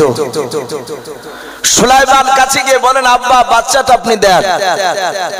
বাচ্চাটা নিয়ে নিলে সুলাইমান আলাইহিস সালাম বাচ্চাটা জমিনে শুয়ে দেওয়ার পর হাতে হোসেখানা বাপকে ধরে আছে। যেই মেয়েটা কাঁদতে কাঁদতে যাচ্ছিল আর আব্বার বিরুদ্ধে বিচার দিব বলেছিল, মেয়েটার দিকে লক্ষ্য করে সুলাইমান বলেছিল, মা এই বাচ্চাটা তোমাকে যদি পুরাটা দিয়ে দিই তোমার কোলটা ভরে যাবে, দ্বিত মেয়েটার কোলটা খালি থাকবে। বলে হ্যাঁ বাবা। বলে মা এই বাচ্চাটা যদি তোমাকে না দিয়ে দিত মেয়েটাকে যদি দিয়ে দিই তার কোলটা ভরে যাবে, তোমার কোলটা খালি হবে। বলে হ্যাঁ। তাহলে ন্যায্য বিচার করা যাবে না। ওরে সুলাইমান তুমি কি বলছো বলো? দাউদ নবীর সামনে সুলাইমান ডাক দিয়ে বলেছিলেন, মা এই হোসেখানা দেখতে পাচ্ছ? বলে হ্যাঁ। এই বাচ্চাটার দুই পায়ের মাঝখানে বেঁধে দিয়ে ফড়ফড় করে ফেড়ে ফেলবো। ওরে মা অর্ধেকটা তোমাকে দিব অর্ধেকটা তোমাকে দেব, দুজনার কোল ভরে যাবে। বলো বিচার নিবা কেন? ন্যায্য বিচার পাও কিনা বললাম। যেই মেয়েটা বাপকে হাসতে হাসতে যাচ্ছিল ওই মেয়েটা ডাক দিয়ে বলেছিল, সুলাইমান অধাদি করে জবাই করে দিলে আমি মেনে নেব তোমার বিচার। সুলাইমান হোসেখানা বেঁধে দিয়ে টান মারতে যাবে। আর ওই সময় হযরত সুলাইমান আলাইহিস সালাম তিনি দেখলেন যে মেয়েটা আল্লাহর দরবারে বিচার দিব বলেছিল, ওই মেয়েটা সুলাইমানের পা দুখানা জোরে ধরে বলেছিল, ওরে সুলাইমান তোমার আব্বার বিরুদ্ধে আমি বিচার দেব না রে বাবা, আমি ন্যায্য বিচার পেয়ে গেছি বাবা, আমাকে অর্ধেকটা দিও না, বাচ্চা জবাই তুমি করো না, পুরা বাচ্চাটাই ওই মেয়েটাকে দিয়ে দাও। সুলাইমান ডাক দিয়ে বললো, মা তুমি তো বিচার দিব বলেছো। বলে আর বিচার দিব না বাবা, আমি বুঝে নিয়েছি, আমি ন্যায্য বিচার পেয়ে গিয়েছি। সুলাইমান আলাইহিস সালাম বলেন, মা কেন জবাই করতে দিব না? বলে বাবারে অর্ধেকটা নিতে গেলে আমার কলিজার টুকরা সন্তান আর জিন্দা থাকবে না, সে মারা যাবে। আমি যদি না নিই পুরাটা দিলে কমসে কম জিন্দা তো থাকবে বাচ্চা। ওর কাছে বড় হওয়ার পর যখন রাস্তা দিয়ে হাঁটবে আমি সন্তানের দিকে আঙ্গুল দিয়ে ইশারা করে আমার নিজের দিলকে জানকে একটু সাবুতে বুঝাতে পারবো, আল্লাহ এই বাচ্চাটা হেঁটে যাচ্ছে, বাচ্চাটা আমারই বাচ্চা। সুলাইমান হোসেখানা টান মেরে ফেলে দিয়ে বাচ্চাটা তুলে বললেন, আব্বা এই মেয়েটারই হচ্ছে প্রকৃতি বাচ্চা। দাউদ নবী আলাইহিস সালাম বললেন, বাবা তোমার এত মেধা এত বুদ্ধি আল্লাহ দিয়েছে। সুলাইমান মুচকে মুচকে হাসছে। কিতাবে লিখেছে বাপজি দাউদ নবীর হাতে একটা আংটি ছিল, ওই আংটিটা সুলাইমান আলাইহিস সালামের বাচ্চা অবস্থায় আঙ্গুলে ভরে দিলেন। আমি একটা ওয়াজ বহু জায়গায় করেছি বাপজি, দাজ্জালের একটা ঘটনা আমি আলোচনা করে অনেক ছেলেরা শোনে, তাতে একটা জানোয়ার বের হবে আমি বলেছিলাম দাজ্জালের পরে সেই জানোয়ারটার নাম হবে দাব্বাতুল আরদ। ওই দাব্বাতুল আরদ ওই জানোয়ারটার দুই হাতে দুটো জিনিস থাকবে, তার ডান হাতে থাকবে মুসা আলাইহিস সালামের আসাম মুবারক যে লাঠিটা মুসা নবী নিয়েছিলেন ওই লাঠিটা থাকবে জানোয়ারটার হাতে, আর ওই জানোয়ারটার হাতে থাকবে বাপজি বাম হাতে এই সুলাইমান আলাইহিস সালামের আঙ্গুটিখানা। গোটা পৃথিবী ওই জানোয়ারটা ভ্রমণ করবে, প্রতিটা মানুষের কাছে গিয়ে বলবে কানু বি আয়াতিনা লা ইউকিনুন। সবারই কাছে মানুষের মতো কথা বলে বলবে, তোমাদের কাছে কি জাহান্নামের কথা শোনানোর মতো লোক আসেনি? তোমাদের কাছে কি আলেম ওলামা পৌঁছায়নি? এই বলবে বাপজি, আর তার একজনের কপালে লাঠি দিয়ে দাগ দিবে আর একজনের কপালে আংটি দিয়ে স্ট্যাম্প মারবে। তো সেই সুলাইমান আলাইহিস সালাম আল্লাহ বলছেন আমি এত ইলম এত জ্ঞান দান করেছিলাম, ওনাদের জীবনীতে এসেছে এই সুলাইমান আলাইহিস সালাম উনি গোটা পৃথিবীর তিনি বাদশা ছিলেন, বলুন আলহামদুলিল্লাহ। ইসলামের ইতিহাস বাবজি যারা পড়েছে তারা জানেন যে গোটা পৃথিবী বাবজি আপনার দাদাগিরি চালিয়েছিল মাত্র 4টা বাদশা থেকে। যেই সময় ওই 4টা বাদশার মধ্যে যে কোনো একটা বাদশা যখন রাজত্ব চালিয়েছিল, ওদের মোকাবিলা করার মতন আর দ্বিতীয় কোনো বাদশা বাবজি ছিল না। গোটা পৃথিবীর বাদশা ছিল 4টা বাদশা, তার মধ্যে 2টা বাদশা ছিল বাবজি বেঈমান, আর 2টো বাদশা ছিল বাবজি ইমানদার। যেই 2টো বেঈমান বাদশা ছিল তাদের নাম কিতাবে লিখেছে বখতে নাসার। নাম শুনেন নাই? বখতে নাসার একটা বেঈমান বাদশা গোটা পৃথিবীতে বাবজি সে দাদাগিরি চালিয়েছিল। 2 নাম্বার বাবজি আর একটা বেঈমান বাদশা, তার নাম কোরআন পাকে এসেছে নমরুদ। ইব্রাহিম আলাইহিস সালামের জামানায় যে কুখ্যাত বেঈমান বাদশা ছিল তার নাম ছিল বাবজি এই নমরুদ। এই নমরুদ গোটা পৃথিবীর দাদাগিরি চালিয়েছিল। এরা 2টা বেঈমান। আর যেই 2টো মুসলমান বাদশা ছিল গোটা পৃথিবীকে বাবজি শাসন করেছিল, তাদের মধ্যে বাবজি একটা মুসলমান বাদশা নাম ছিল জুলকারনাইন। একটু মহব্বতের নামটা বলেন, কি নাম বললাম? জুলকারনাইন। অনেকে বলেছেন উনি নাকি বাদশা সেকেন্দার ছিলেন। এই জুলকারনাইন গোটা পৃথিবীর বাদশা আপনার বাদশা ছিলেন। দ্বিতীয় আরেকটা বাদশা ইমানদার, তিনি ছিলেন হযরতে সুলাইমান আলাইহিস সালাম। সম্মানিত ভাই আমার বাবাজি বলেরা, এই সুলাইমান আলাইহিস সালাম উনি এত বড় বাদশা ছিলেন, কিতাবে লিখেছে উনি যে সিংহাসনে বসতেন এই স্টেজের রকম, উনি যে স্টেজের উপর বাবজি বসতেন সেই স্টেজের উপর বাবজি 6 লক্ষ চেয়ার আটত। বলুন আলহামদুলিল্লাহ। 6 লক্ষ চেয়ার, আর 6 লক্ষ চেয়ারে বাবজি আপনার 6 লক্ষ সৈন্য বসে থাকতো। নবী সুলাইমান আলাইহিস সালাম জিন আর মানুষ বাবজি 3 লাখ করে তার 24 ঘন্টা সিংহাসনে বসে থাকতো চেয়ারের উপরে। সুলাইমান আল্লাহ রাব্বুল আলামিন বলেন, আমি 2টো নবীকে সারা পৃথিবী মাখলুকাতের কথা বুঝার এবং বলার তৌফিক দিয়েছিলাম, শক্তি দিয়েছিলাম। 1 নম্বর নবী হচ্ছে আপনার আমার নবী মুহাম্মদ সাল্লাল্লাহু আলাইহি ওয়াসাল্লাম। দ্বিতীয় আরেকটা নবী এই ছিল সুলাইমান। ওনারা সারা পৃথিবীর সবারই কথা বুঝতে পারতেন, বলতে পারতেন।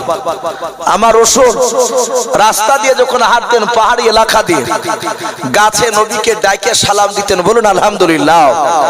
পাথরে নবীজির সাথে সালাম দিয়ে কথা বলতে হযরত সুলাইমান আলাইহিস সালাম বাবজি সারা পৃথিবীর সবার সাথে কথা বলতে পারতেন।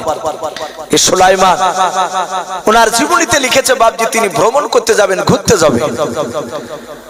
সুলাইমান সিংহাসন নিয়ে বাবজি আকাশপথে যাতায়াত করতে। কোরআন শরীফে লিখেছে সুলাইমান কি বলছিলেন, وحشر لسليمان جنوده من الجن والإنس والطير فهم يوزعون। সুলাইমান আলাইহিস সালাম জিন আর মানুষ আর মাথার উপরে অনেকগুলো পাখি ছিল। ওই পাখি আর জিন বাপজি মানুষদেরকে লক্ষ্য করে নবী সুলাইমান ডাক দিয়ে বলেছিলেন, ওরে জিন মানুষ পাখিরা, আমি এখান থেকে আমি ভ্রমণ করতে যাব, ঘুরতে যাব, বল তোরা আমার সঙ্গে ঘুরতে যাবে কি নাও? জিন আর মানুষ আর পাখি তাদের আপন আপন বাপজি ভাষায় নবী সুলাইমান আলাইহিস সালামকে ডাক দিয়ে বলেছিল, নবী আপনি যেই দিকে নিয়ে যাবেন সেই দিকে আমরা যেতে রাজি আছি। আল্লাহর নবী সুলাইমান আলাইহিস সালাম বলেন, তাহলে চল আমি তোমাদেরকে নিয়ে আমি অনেক দূরে ঘুরতে যাব। সুলাইমান আলাইহিস সালাম বাতাসকে বাপজি হুকুম করলেন। আমার আল্লাহ বলেন, আমি ওয়া আলা কুল্লি শাইইন কাদির, আমি সর্বশক্তিমান আল্লাহ। আমি আমার নবী সুলাইমানকে আমার বাতাসটা নবী সুলাইমানের তাবে করে দিয়েছিলাম। বলুন সুবহানাল্লাহ। উনি যখনই হুকুম করতেন বাতাসে উড়ে নিয়ে চলে যেতেন। এই নবী সুলাইমান যাহাতে বাতাসকে বলেন, বাতাস আমার সিংহাসন কানা তুই আকাশ পথে উড়ে নিয়ে চল। সুলাইমান আলাইহিস সালাম হুকুম করতে দেন, বাবা সাথে হাতে বাপজি আপনার ওই সিংহাসন খানা 6 লক্ষ সৈন্য নিয়ে বাপজি আকাশ পথে বাপজি পানি দিতে শুরু করলাম। হযরত সুলাইমান অনেকটা দূর বাপজি চলে গিয়েছেন। সুলাইমান সুলাইমান যে জায়গা থেকে বাপজি আপনার ময়দানে সিংহাসন নিয়ে নামবেন, কোরআন শরীফে বাপজি পাওয়া যায় সুলাইমান বলে আমি যে মাঠটাতে নামবো সিংহাসন খানা নিয়ে, আমি তাকে দেখলাম কোরআনে আল্লাহ বলেছেন হাত্তা ইদা আতা আলা ওয়াদিন নামাল। সুলাইমান বলেন আমি দেখলাম ওই ময়দানে, যেই ময়দানে আমি গিয়ে নামবো ওই ময়দানে দেখলাম হাজার হাজার লক্ষ লক্ষ পিঁপড়া ঘোরাফেরা করেছিল। হযরত সুলাইমান বলে আমি বাতাসকে বললাম বাতাস ওই দেখ ময়দান দেখতে পাওয়া যাচ্ছে, বলে হ্যাঁ ওই ময়দানে নিয়ে গিয়ে আমার সিংহাসন কেন নামে দেবে। যাহাতে আমি কথা বললাম আর দেখলাম ওই লক্ষ লক্ষ পিঁপড়ার মধ্যে থেকে বাবা একটা পিঁপড়া হঠাৎ করে কি জানো আমার দিকে তাকানোর উপর, সুলাইমান নবীর সিংহাসনের দিকে তাকানোর উপর তার সাথীদেরকে ভাবছে কি যেন গুনগুন করে বললাম। সুলাইমান বলেন আমি সিংহাসন নিয়ে নামতে নামতে আমি দেখলাম লক্ষ লক্ষ পিঁপড়া সব হুড় হুড় করে তারা আপনা আপন গর্তে চলে গেল। বলুন সুবহানাল্লাহ। সুলাইমান বলে সব পিঁপড়া গর্তে চলে গেল, শুধু একটা পিঁপড়া লক্ষ লক্ষ পিঁপড়ার মধ্যে একটা পিঁপড়া দাঁড়িয়ে আছে, সে গর্তে গেল না। সুলাইমান বলেন আমি নামলাম সিংহাসন থেকে জমিনে নামার পরে হেঁটে গিয়ে ওই যে পিঁপড়াটা দাঁড়িয়ে ছিল ওই পিঁপড়াটা ডান হাতে সুলাইমান ধরে বাম হাতে তালুতে নিলেন, নেয়ার পরে ডাক দিয়ে সুলাইমান পিঁপড়ার ভাষাতে পিঁপড়াকে বলছে এই পিঁপড়া তুই আবার সিংহাসন খানা দেখে এমন কি বললি তোর প্রজাদেরকে, আর তারা গর্তে হুড় হুড় করে চলে গেল। মাশাআল্লাহ, মা বোনদের কাছ থেকে 2700 টাকা আর 5 বস্তা সিমেন্ট পাওয়া গিয়েছেন। বলেন নারে তাকবীর। আল্লাহ তাদের সকলের দানকে আল্লাহ কবুল করুন, বলুন আল্লাহুম্মা আমিন। ভাই যেহেতু মসজিদের উন্নতি কল্পে জালসা আপনার যথেষ্ট আমার হুজুরের হাতে দিয়েছে, এখানে অনেক বাপজি ভাই আছেন আপনারা দিয়েছে ভাই, বেশি নাই মাত্র আমি এই বক্তব্যের মধ্যে সুপাশে হুজুর বলেছিলেন যে বাবা একটু চায়ে দেখবা দেখবা কিছু মানুষ দিবে আবার শেষের বেলা। যদি এখানে কোন আল্লাহর বান্দা বাপজি থাকে আমি 1000 2000 করে আপনাদের কাছে চাইবো না, অনেকে দিয়েছেন আপনারা, যদি পারেন 100 200 করে বাপজি টাকা, আর না হলে একটা বস্তা করে বাপজি সিমেন্ট, আমরা যদি বাপজি 20 জন যদি বাপজি আপনার লিখায় তো 20 বস্তা সিমেন্ট হয়ে যাবে ইনশাআল্লাহ। অনেক টাকা দরকার আছে বাপজি মসজিদে, তাই ভাই আমি মিনিট কয়েক মিনিটের মধ্যে একটু দেখতে চাই যদি কেউ থাকেন 200 100 500 নাহলে বাপজি 1 বস্তা করে সিমেন্ট, জি যদি থাকেন কোন বাপজি কোন ভাই একটু আসি, দুনিয়া সব পড়ে থাকবে বাপজি, খালি হাত নিয়ে বাপজি আমাদেরকে কবরে যাওয়া লাগবে। বাদশা সেকেন্দার এই যে জুলকারনাইন যার কথা বলছিলাম, গোটা পৃথিবীর বাদশা চালানোর পরে ওনার ভক্তদেরকে বলেছিলেন বাবা আমি ইন্তেকাল করে গেলে আমাকে যখন কাফন পরাবা খাটলিতে করে যখন নিয়ে যাবা তখন কাফনের বাইরে আমার দুখানা হাত একটু বের করে দিও। লোকেরা বলল হুজুর লোকে ঠাট্টা করবে যে গোটা পৃথিবীর বাদশা হওয়ার পর মৃত্যুর পর আবার হাত পেতে চাইতে চাইতে কবরে যাচ্ছে। উনি কেঁদে কেঁদে বলেছিলেন আমি চাইতে চাইতে যাচ্ছি এটা আমার উদ্দেশ্য নয়, মানুষকে আমি দেখাতে চাইবো দেখ গোটা পৃথিবীর বাদশা হওয়ার পরও মৃত্যুর পর দুখানা হাত নিয়ে শুধু খালি কবরে যেতে হচ্ছে। তাই ভাই আমাদেরকে সব ফেলে দিয়ে চলে যেতে হবে। অনেক জায়গায় এরকম শোনা যাচ্ছে মানুষ তার বাপকে দাফন করার আগে তার সয় সম্পত্তি ভাগ নিয়ে ঝামেলা শুরু করছে, অনেক জায়গায় এরকম ঘটছে। তাই ভাই শেষের বেলায় যদি কোনো বাপজি কোনো ভাই যদি থাকে একটা বস্তা সিমেন্ট কিংবা 500 খান করে টাকা কাছে না থাকলে একটু ওয়াদা করবে যে আমি 1 সপ্তাহ কিংবা হয়তো 1 মাসে দিব ইনশাআল্লাহ। বাপজি কেউ হবে না, দুটি একটা লোক একটু আল্লাহ রাস্তায় একটু আসি একটু আসি ভাই। আর খাস করে যারা কমিটি ভাই আছো আজকে জালসা এই কমিটি ভাই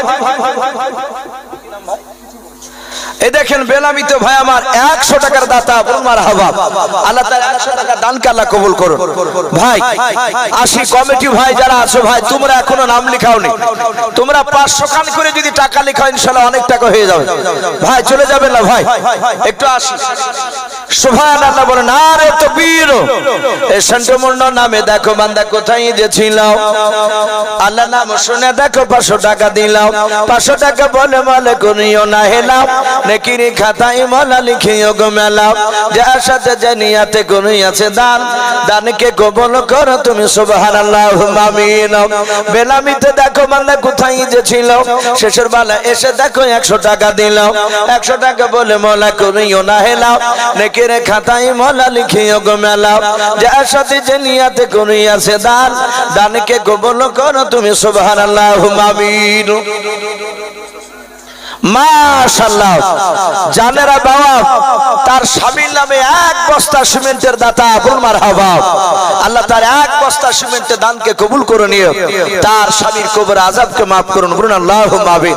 ভাই খালি হাতে যাব না ইনশাআল্লাহ, আমরা কেউ আমরা 200 500 জিজা পারবে একটু মসজিদ একটু দিয়ে যায়। রেজাউল মন্ডল ভাই আমার, উনিও বলছেন আমি 500 টাকার দাতা, বলুন মারহাবা। এই রেজাউল মন্ডল দেখো বান্দা কোথায় যে ছিল, শেষের বেলা এসে দেখো 500 টাকা দিলাম। 500 টাকা বলে মনে করিও না হেলাও, নেকের খাতায় মোলা লিখিও গো মেলাও। যার সাথে যে নিয়াতে করিয়াছে দান, দানকে কবুল করো তুমি সুবহান। ওগো বাড়ি দোয়া করি ওগো পাকড়া বানাও, জান্নাতে খেলায়ও তুমি আঙ্গুর বেদান, আল্লাহুম্মা আমিন। ভাই আসে ভাই, আর যারা হয়তো খেতে গিয়েছেন তারা আলহামদুলিল্লাহ, তারা জাগতে হতো খাবার করেছে, না খেলে খাবারগুলো নষ্ট হবে। ভাই আর কে হবে না ভাই, একটা কোনো বান্দা এখানে নাই ভাই যে আমি 2 বস্তা সিমেন্ট দিব ইনশাআল্লাহ আল্লাহর ঘরকে তৈরি করার জন্য। জি একটু আসি। আর কমিটি ভাই, জালসার কমিটি ভাইদেরকে বলবো ভাই শোনা, তাহলে তোমরা কমসে কম না হলে 2 করে সিমেন্টের বস্তা লিখাও ভাই, 500 টাকা, আর না হলে 2 করে সিমেন্টের বস্তা আল্লাহর ঘরকে তৈরি করার জন্য। জি একটু আসি ভাই, আর কে হবে না ভাই আপনাদের মধ্যে থেকে, একটু আসি ভাই, আমরা বিরক্ত হব না। এই দেখেন প্রায় 12টা বাজতে চললো, আমার পরে এই জালসার প্রধান বক্তা তিনি আসবেন ইনশাআল্লাহ। ভাই দেরি না করে একটু তাড়াতাড়ি আসে, ঠিক টাইমে ওনাকে নিয়ে আসা হবে। যদি কোনো বাপজি কোনো ভাই থাকে, ভাই আদায় করতে গেলে হয়তো আপনাদের ওয়াজ হয়তো জান ভরে হয়তো শোনানো যায় না। মাশাআল্লাহ বলেন, আরে তাকবীর। আব্দুল কুদ্দুস ভাই আমার, উনি ওনার আব্বার জন্য 2 বস্তা সিমেন্টের দাতা, বলুন মারহাবা। আল্লাহ তার 2 বস্তা সিমেন্টের দানকে কবুল করে নিও। আল্লাহ তুমি তার আব্বার কবর আযাবকে তুমি maaf করে দাও, বলুন আল্লাহুম্মা আমিন। জি একটু তাড়াতাড়ি আসুন।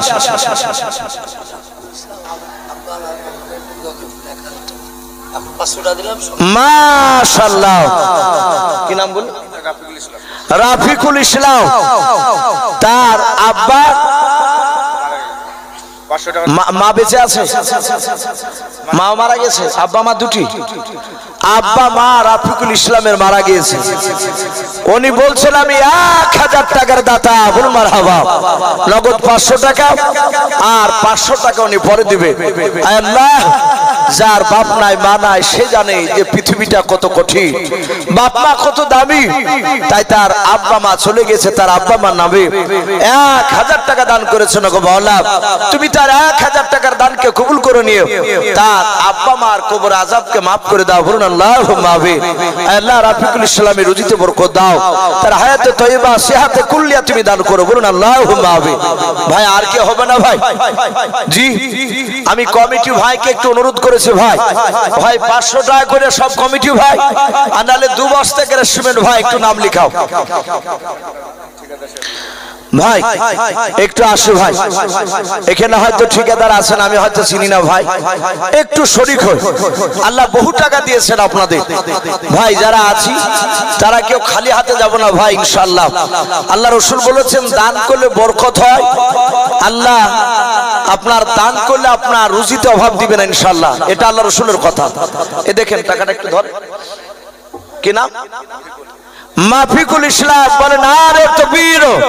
এই মাফিকুল ইসলাম নামে দেখো বান্দা কোথায় যে ছিল, আল্লাহ নাম শুনে দেখো বাবার নামে 500 টাকা দিল।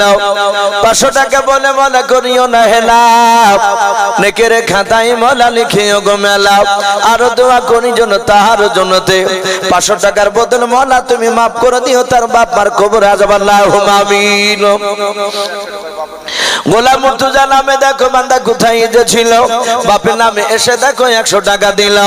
যে আশাতে যে নিয়াতে করিয়াছে দান, দানকে কবুল করো তুমি সুবহান। ওগো বাড়ি দোয়া করি ওগো পাক বাড়ি, মিজানেতে নেকির পাল্লা করে দিও ভারী, আল্লাহুম্মা আমিন। ভাই আসি জি, আজকে জান্নায় কিছু মাল বাপ যে আল্লাহর ঘরকে তৈরি করার জন্য একটু আসি আমরা একটু দানের হাতটা বাড়ি দিই। আমার রাসূল সাল্লাল্লাহু তাআলা মাশাআল্লাহ বলেন আরে তাকবীর। এই রাহের নামে দেখো ভাই আমার কোথায় যে ছিল, দাদুর নামে এসে দেখো 100 টাকা দিল। 100 টাকা বলে মোলা করিও না হেলা, নেকির খাতায় মোলা লিখিও গো মেরা, আল্লাহুম্মা আমিন। ঠিকাদার সাজিবুর সাহেব উনি 1000 টাকার দাতা, বল মারহাবা। আয় আল্লাহ ঠিকাদার সাজিবুরের 1000 টাকার দানকে তুমি কবুল করে নাও। আয় আল্লাহ তুমি তার রুজি রোজগারে বরকত দাও, তার আত্মীয়স্বজন কবর আযাবকে maaf করে দাও, বলুন আল্লাহুম্মা আমিন। ওগো মা বোন, আপনাদের মধ্যে থেকে আর কেউ 2-1 খান সিমেন্ট দিবেন না? মা বোন আপনারা হয় ছোট ছোট বাচ্চা ছেলের হাতে একটু নামটা লিখে দিতে পারেন ইনশাআল্লাহ। মাশাআল্লাহ জুলু মন্ডল 1000 টাকার দাতা তার বাপের নামে, বলুন আল্লাহুম্মা আমিন।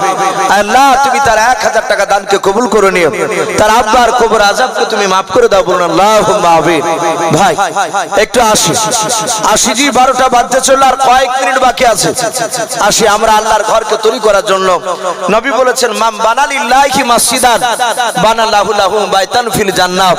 নবী বলেছেন কেউ যদি দুনিয়ার বুকে মসজিদ তৈরি করার জন্য কেউ 100 200 500 1000 টাকা দেয়, মসজিদ তৈরি করাতে যদি সে সহযোগিতা করে, আল্লাহ রাসূল বলেছেন কিয়ামতের ময়দানে জান্নাতে তার জন্য একটা ঘর তৈরি করা হবে, বলুন আল্লাহুম্মা আমিন। ভাই আসি মাশাআল্লাহ রাফিকুল ইসলাম 2 বস্তা সিমেন্ট আর 100 নগদ টাকা, আল্লাহ তার দানকে কবুল করুন। আল্লাহ তুমি তার 2 বস্তা সিমেন্ট 100 টাকা কবুল করে নিও, তার আত্মীয়স্বজন কবর আযাবকে maaf করে দাও।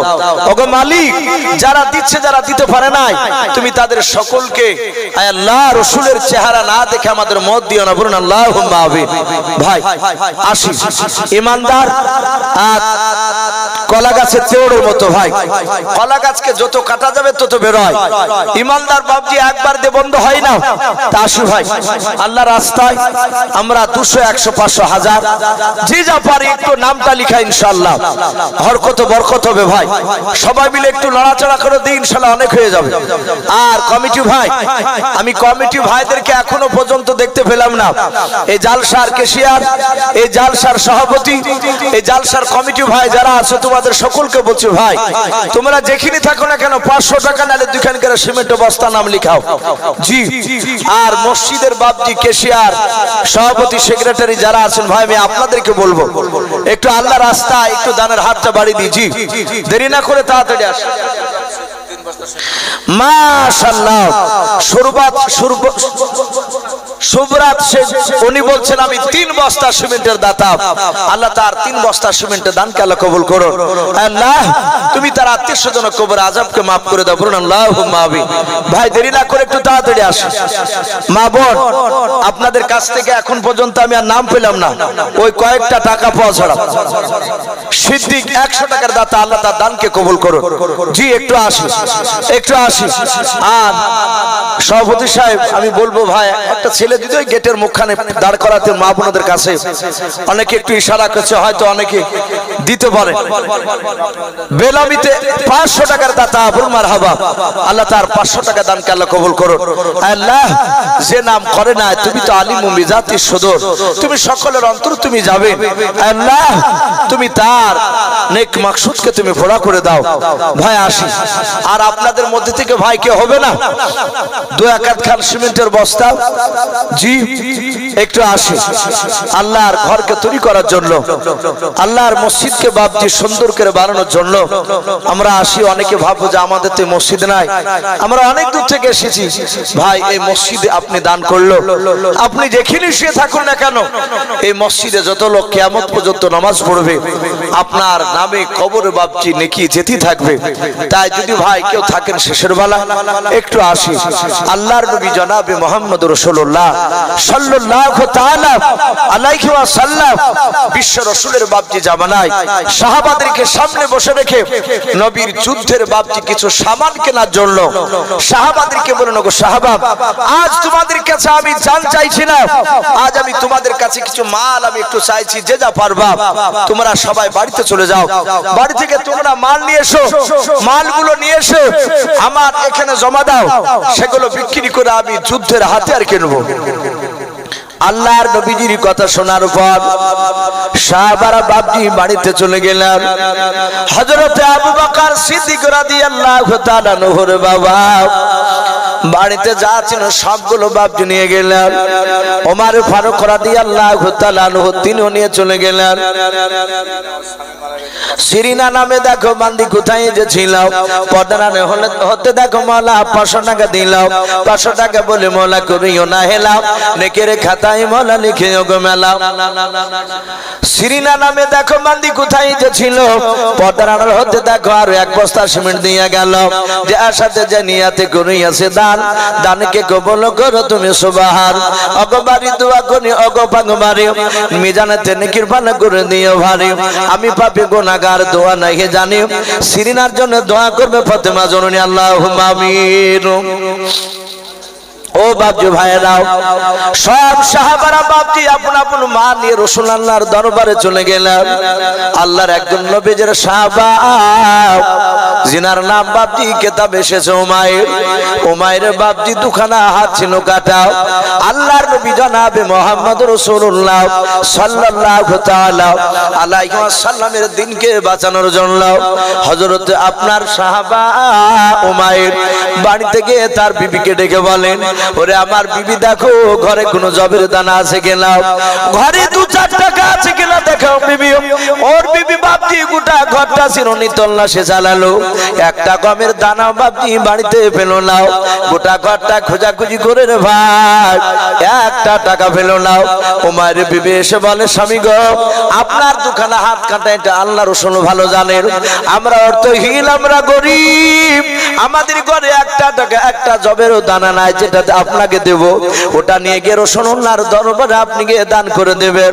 হযরত ওমর বলল, বিবি রে সব সাহাবা মাল নিয়ে যাবে, আজকে তো জান চাই নাই, আজকে মাল চেয়েছে না বিবি, আমি ওমর সাহাবা দোকানে হাত নাই বলে আমি আল্লাহ নবীর দরবারে খালি হাতে যেতে পারবো না।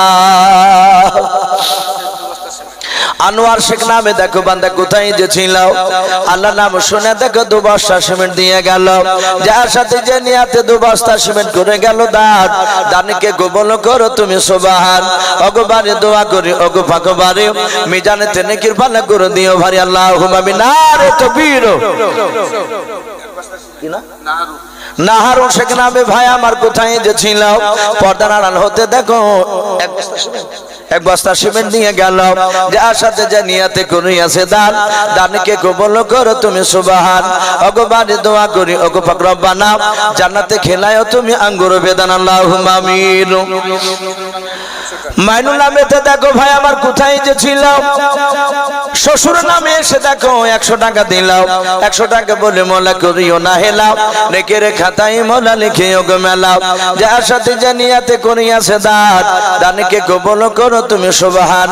আর দোয়া করে জন্য তার শ্বশুরের জন্য তো কবরে আল্লাহ তুমি আযাব মাফ করো, আল্লাহ কবরের ভিতর, আল্লাহুম্মা আমিন।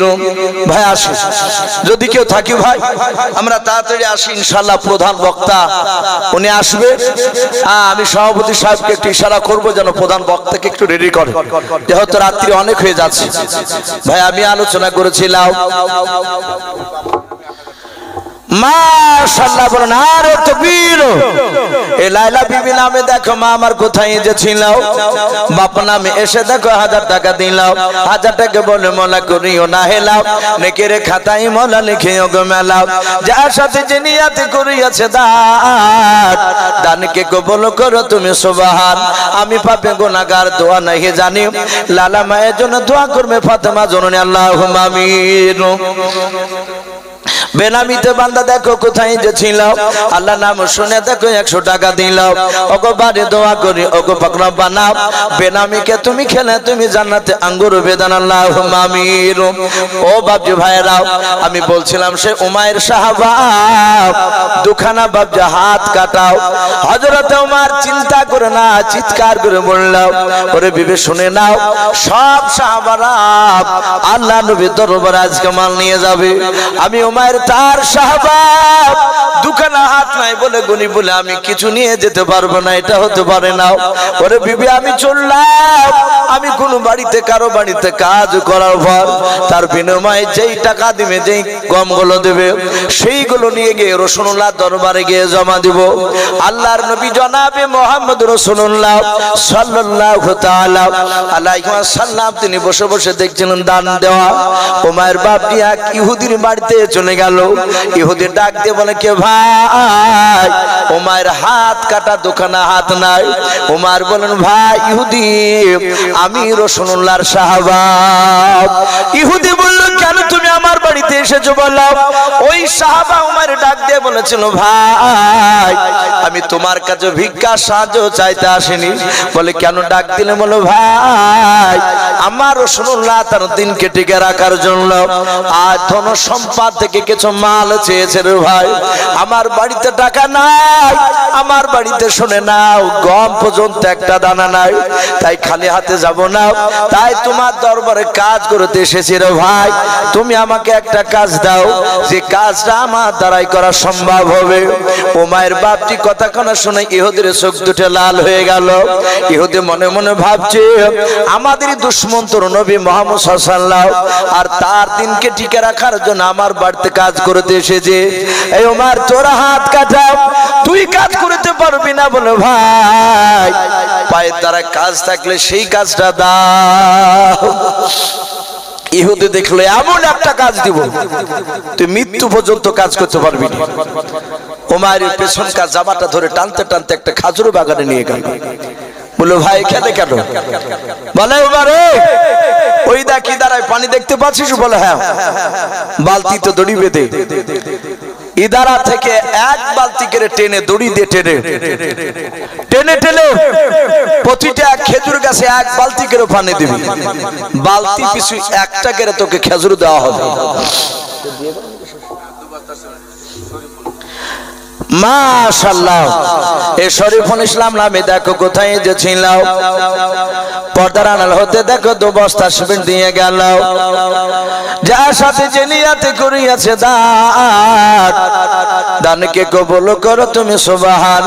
ওগো বাড়ি দোয়া করি ওগো পাক বাড়ি মিজানেতে নেকি পানা করে দিও ভাই, আল্লাহুম্মা আমিন। ভাই ওমর বলল, ভাই এই বালতি তো আমি টেনে তুলতে পারবো না যেহেতু আমার হাত নেই। ওমর বলল, ভাই আর যদি কাজ তুমি বালতি না তুলতে পারো তাহলে আমার কাজ নাই, তুমি বাড়ি চলে যাও। হযরতে বাপজি ওমর বলল, ভাই যাব না, একটু দয়া করে বালতিটা দড়ি দিয়ে তুমি বেঁধে দাও। ওমর বাপজি হুকুম করেন, ইহুদি দড়ি দিয়ে বেঁধে দিলাও। হযরতে বাপজি আপনার সাহাবা। ওমর বাপজি বলল, ভাই ইহুদি শুনে নাও, তুমি দয়া করে বালতিটা ইদারায় তুমি ফেলে দাও। ইহুদি বাপজি বালতিটা ইদারায় ফেলে দিল। ইহুদি বলল, আমি চলে গেলাম, যা বালতি তুমি তুলবা তো বালতি আমার কাছে গিয়ে বলবা আমি তোটা খেজুর দিয়ে দেব। ইহুদিরা জানতো আল্লাহর নবী জনাবে মুহাম্মদ রাসূলুল্লাহ সাল্লাল্লাহু তাআলা আলাইহি ওয়াসাল্লামের বাপজি যারা অনুসারী হয় তারা কোনোদিন মিথ্যা কথা বলে নাই। বলুন সুবহানাল্লাহ। এটা সাহাবারা জানতো, ইহুদিরা সবাই জানতো যে রাসূলের সাহাবারা তারা কেউ মিথ্যা কথা বলে না। ও মায়ের বাবা পা দিয়ে দড়িখানা বাপজি ধরলো, বাম পা দিয়ে ডান পা দিয়ে বাপজি দড়িখানা দিয়ে পা দিয়ে নড়াচ্ছে, বালতি পানিতে নড়াচড়া করতে গিয়ে বালতি পূরণ হয়ে গেল। পানিতে যখন ভর্তি হয়ে গেল বালতিটাও মায়ের, দাঁত দিয়ে বাপজি দড়িখানাকে চেপে ধরলেন, ঝাটকায় ভাবে টান মেরে টেনে বাবা ও মায়ের পা দিয়ে বাপজি আপনার দড়িখানা টেনে টেনে দড়ি ইদার আর কাদার সঙ্গে ও মায়ের পেট দিয়ে বাপজি চেপে ধরে, আবার বাপজি দাঁত দিয়ে বাপজি সামনে দড়িখানা একটু চেপে ধরে, আবার ঝাটকা টান দেয়। এইভাবে টেনে টেনে ও মায়ের এক নাই 10 বালতি পানি উঠিয়েছে। বলুন সুবহানাল্লাহ।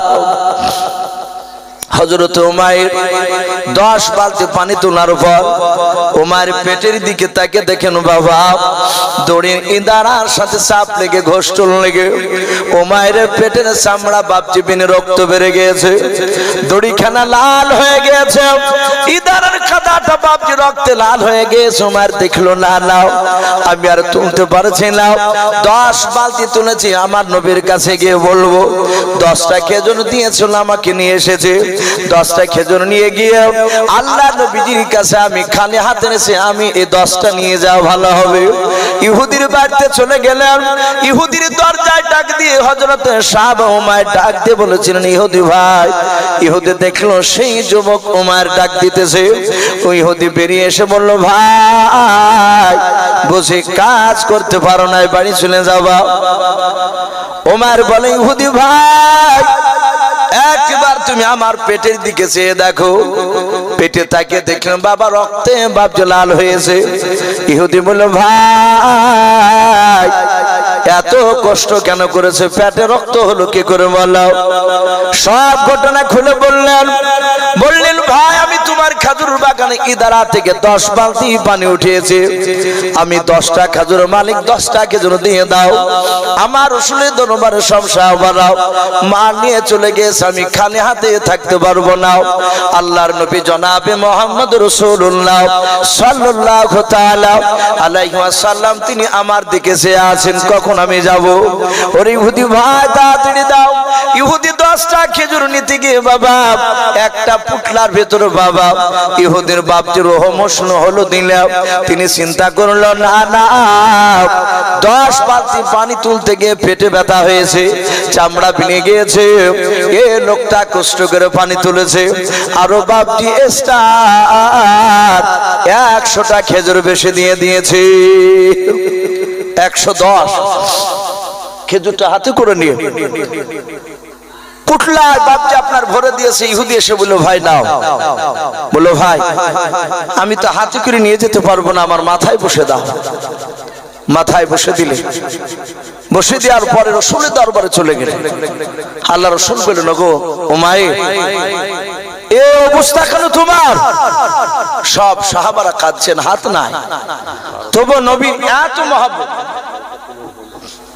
তো এত মহব্বত হযরতের সাহাবা কষ্ট করে বাপজি সেই খাজুর নিয়ে এসেছে। আল্লাহ রাসূল পবিত্র বরকতময় হাতখানা তার পেটে হাত বুলালেন। বলুন সুবহানাল্লাহ। পেটটা ভালো হয়ে গেল। নবী বলেন এই কটা খাজুর পাওয়ার কথা ছিল? বলে বালতি পিছু একটা করি। ক বালতি পানি তুলেছো? বলে আমি 10 বালতি। বলে 110টা খেজুর আছে, যাও ঘুরে গিয়ে দিয়ে এসো। বাপজি ঘুরে হাতে দিতে গেলে ইহুদি রাসূলুল্লাহর সাহাবার আখলাক চরিত্র দেখে আর থাকতে পারে নাই, সাথে হাতে বাপজি সে ঈমান এনেছিল। বলুন সুবহানাল্লাহ। ভাই রাসূলের সাহাবারা তারা জান পর্যন্ত বাপজি কুরবান দিয়ে দিয়েছিলেন। তারা রাসূলের দরবারে শুধু প্রতিযোগিতা করতে আল্লাহ রাসূলকে কি করে খুশি করানো যায়। ভাই আজকে জান নয়, আজ কিছু মাল চেয়েছে আপনাদের কাছ থেকে, তাই যদি কেউ বাকি থাকে ভাই আমরা একটু দানের হাত।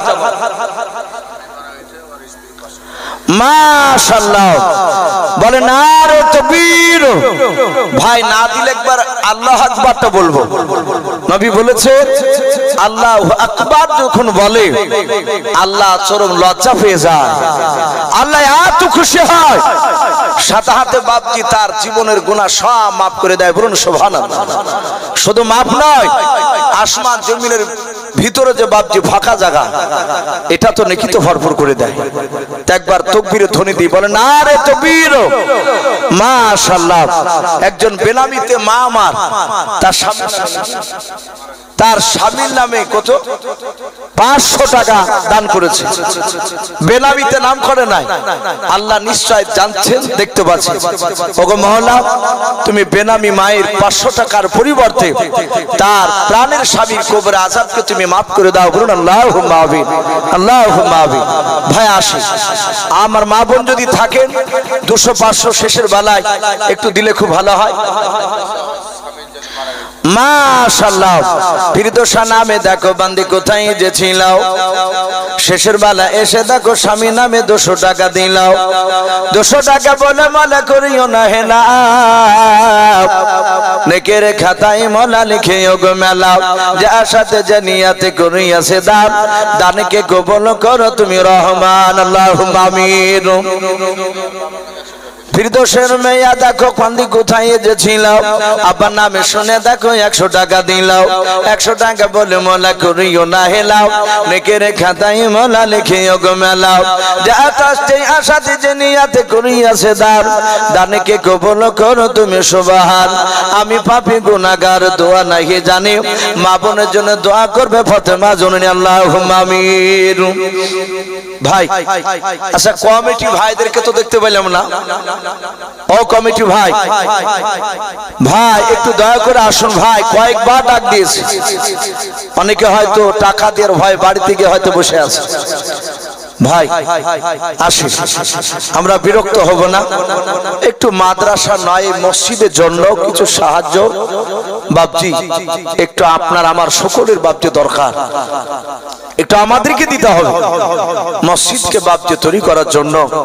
আল্লাহ রাসূল সাল্লাল্লাহু তাআলা আলাইহি ওয়াসাল্লাম, বিশ্ব নবী আমার বাপজি, তার স্ত্রী মা আয়েশা সিদ্দিকা রাদিয়াল্লাহু তাআলা আনহা বাপজি, তিনি বলেছিলেন আল্লাহ রাসূলকে, ওগো নবী, ওগো নবী, আপনি এত কাঁদেন কেন? আপনার কবর দেখে এত কাঁদেন কেন? কেন এত কবরের কথা বলে? ভাই আমরা এখানে অনেক বাপজি ভাই রসিকার, আব্বাকার, মা কার, দাদা দাদি, নানা নানি অনেকে চলে গিয়েছে। মাশাআল্লাহ। বেনামিতে একজন আল্লাহর বান্দা, তার বাপ মার নামে এবং শ্বশুর শাশুড়ির নামে 4 জনের নামে বাপজি 500 টাকার দাতা। বলুন মারহাবা। আল্লাহ তার 500 টাকা দানকে কবুল করে নিয়ে তার বাপ মা, তার শ্বশুর শাশুড়ির কবরে আযাবকে maaf করুন। বলুন আল্লাহুম্মা আমিন, আল্লাহুম্মা আমিন। ভাই কবর এত ভয়ঙ্কর কঠিন, এত কবর বাপজি খাতারনাক বলা হয়েছে।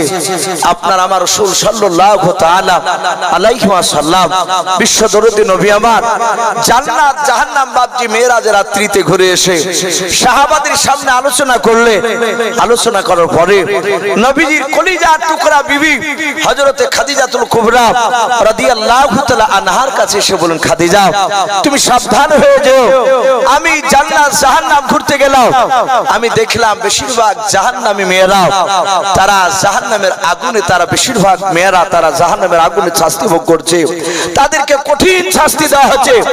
এই খাদিজা, তুমি ভেবো না যে আমার স্বামী পয়গম্বর রাসূল বলে আমার কবরে কোনো বেয়াদবি হবে না, আমার কবরে হয়তো কোনো আযাব হবে না, এটা ভেবো না।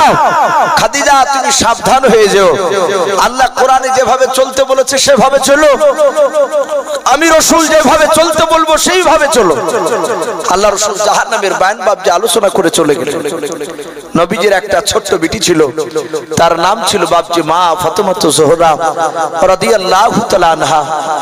উনি দেখলেন হযরতে খাদিজাতুল কুবরা, তিনি ঘর থেকে বেরিয়ে উঠোনে বসে বাবজি হঠাৎ করে তিনি হাওমা করে কেঁদে উঠলেন। কাঁদতে কাঁদতে কাঁদতে কাঁদতে খাদিজাতুল কুবরা তিনি মাটিতে বেহুশ হয়ে পড়ে গেলেন। মা ফাতেমাতুজ যোহরা রাদিয়াল্লাহু তাআলা আনহা তিনি ঘর থেকে দেখলেন মার কান্নার আওয়াজ, কাঁদতে কাঁদতে কান্না বন্ধ হয়ে গেল। মা ফাতেমা তো জোহরা রাদিয়াল্লাহু তাআলা আনহা বাবা মা করে কাছে গিয়ে নিজের মার বাপজে মুখে হাত দেয়। খাদিজার বাপজে আপনার তাকে দেখেন রে বাবা, তার মুখ দিয়ে বাপজে আপনার ফেনা উঠে গিয়েছে। খাদিজা বাপজে কোনো সাড়া দেয় নাই।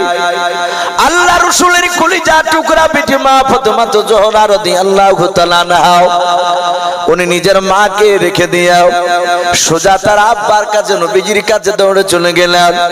আল্লাহর দরুদ নবী জনাবে মুহাম্মদ রাসূলুল্লাহ সাল্লাল্লাহু তাআলা আলাইহি ওয়াসাল্লাম আমার নবীজি মসজিদে নববীতে সেই সময় বাপজি নামাজ পড়ছিলেন। হযরত আপনার ফাতেমা মসজিদে যাওয়ার পর সালাম দিয়ে বলেন, আব্বা আমার মনে হয় এতক্ষণ আমার মা বেঁচে নাই। আল্লাহর নবীজি তার কলিজার টুকরা পিঠের আওয়াজ শুনতে পেলেন। আল্লাহর নবী ফাতেমাকে এত ভালোবাসতেন রে বাবা, নবীজের পিঠির কান্না আওয়াজ সহ্য করতে পারতেন না। আল্লাহ রাসূল তাড়াতাড়ি বাপজি সালাম ফিরিয়ে দিলেন। আল্লাহর নবী সালাম ফিরে ছোট্ট করে দোয়া করে বললেন, ওরে মা ফাতেমা তুমি আমাকে কেন তাড়াতাড়ি ডাকলে বললো? ফাতেমা বলে, আব্বা আমার মনে হয় মা এতক্ষণ আর বেঁচে নাই। ও আব্বা আমার মা মারা গেলে আমি কাকে মা বলে ডাক দিব? আব্বা আপনি দৌড়ে চলেন, আমার মাকে একটু ডাকুন, আমার মা কেন কথা বলে না? আল্লাহ রাসূল ফাতেমার বাপকে হাতখানা ধরে টানতে টানতে নিয়ে আল্লাহ রাসূল বাপকে বাড়ি চলে গেলেন। বাড়িতে গিয়ে দেখেন খাদিজা বেহুশ অবস্থায় পড়ে আছে। নবীজের বাপ যে পবিত্র বাপ যে বরকত তুমি হাতখানা খাদিজার মুখে হাত বোলালেন। আল্লাহর নবী বলেন, ওরে ফাতেমা ঘর থেকে ঠান্ডা পানি নিয়ে এসো। ফাতেমা দৌড়ে নিয়ে এসে পানি দিলেন। আল্লাহর নবী যে বরকতময় হাত দিয়ে পানি খানা নিয়ে খাদিজার বাপটি চেহারা চিটা মানেন খাদিজার জ্ঞান ফিরলাও। আল্লাহর নবী বলেন, খাদিজা তুমি কেন কাঁদতে কাঁদতে বেহুশ হয়ে গিয়েছিলে বলো?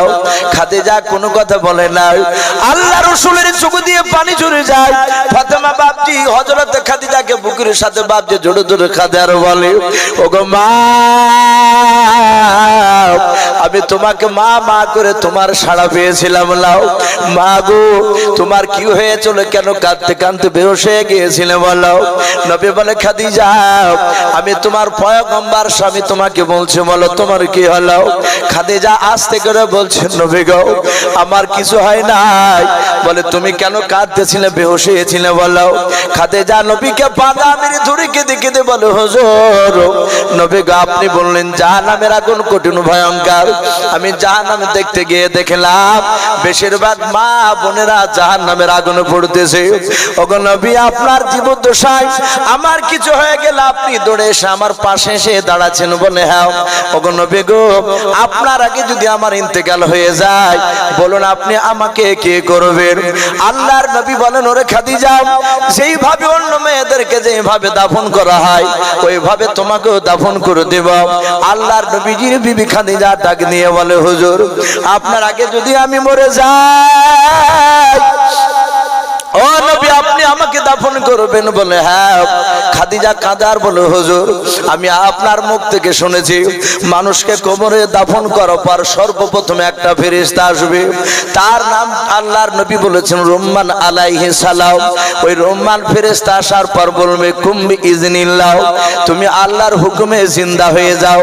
ওই মায়াত ব্যক্তি বাপজি জিন্দা হয়ে বসে যাবে। রহমান আলাইহিস সালাম বলবেন, ভাই তুমি লিখো। ওই মায়াত ব্যক্তি বলবে, আমি লিখতে জানি না, আমার কাছে খাতা কলম নাই। রহমান বলবেন, ভাই তোমার সামনে যে মাটিটা আছে ওটা খাতায় পরিণত হবে, তোমার 5টা আঙ্গুল কলমে পরিণত হয়ে যাবে। যাহাতে রহমান বাপজি লিখতে বলবে, কয়েক সেকেন্ডের মধ্যে বাপজি তার পুরা জিন্দেগির বাপজি ভালো আর খারাপ সব বাপজি আমল নামাতে বাপজি লেখা হয়ে যাবে। ছোট্ট আকারে বাপজি কাট করে তার গলায় ঝুলে দিয়ে ওই রুম্মান ফেরেশতা চলে যাবে। খাদিজা বলে হুজুর আপনার মুখে আরো শুনেছি ওই ফেরেশতা চলে যাওয়ার পর আবার দুইটা ফেরেশতা আসবে। ওই ফেরেশতার নাম মুনকার নাকির আলাইহিমুস সালাম। তারা আসার পর তিনটা প্রশ্ন করবে রে বাবা। খাদিজা বলে হুজুর আপনি বলেছেন তিনটা প্রশ্ন করবে, মান রব্বুকা, মান নাবিয়ুকা, মা দীনুকা। এই তিনটা প্রশ্ন উত্তর করবে নবী গো। ওই তিনটা প্রশ্ন আপনার বিবি খাদিজাতুল কুবরা আমাকে যদি করে, ওগো আল্লাহর নবী আমি তিনটা প্রশ্ন উত্তর যদি না দিতে পারি, ওগো আল্লাহর নবী ওই জাহান্নামের দরজা ফিট করে দিবে কবরখানায়। আমি আপনার অর্ধাঙ্গিনী বিবি খাদিজা সহ্য করতে পারবো না। আল্লাহর নবী জনাবে মুহাম্মদ রাসূলুল্লাহ সাল্লাল্লাহু তাআলা আলাইহি ওয়াসাল্লাম দরদি নবী খাদিজাকে জোরে জোরে বলেন, খাদিজা আমি পয়গম্বর রাসূল বললাম, ও খাদিজা আমার পরে যদি তোমার ইন্তেকাল হয়ে যায়, শুনে নাও আমার ধারণা কবরে কোনো ফেরেশতা তোমার সাথে বেয়াদবি করবে না। বলুন সুবহানাল্লাহ।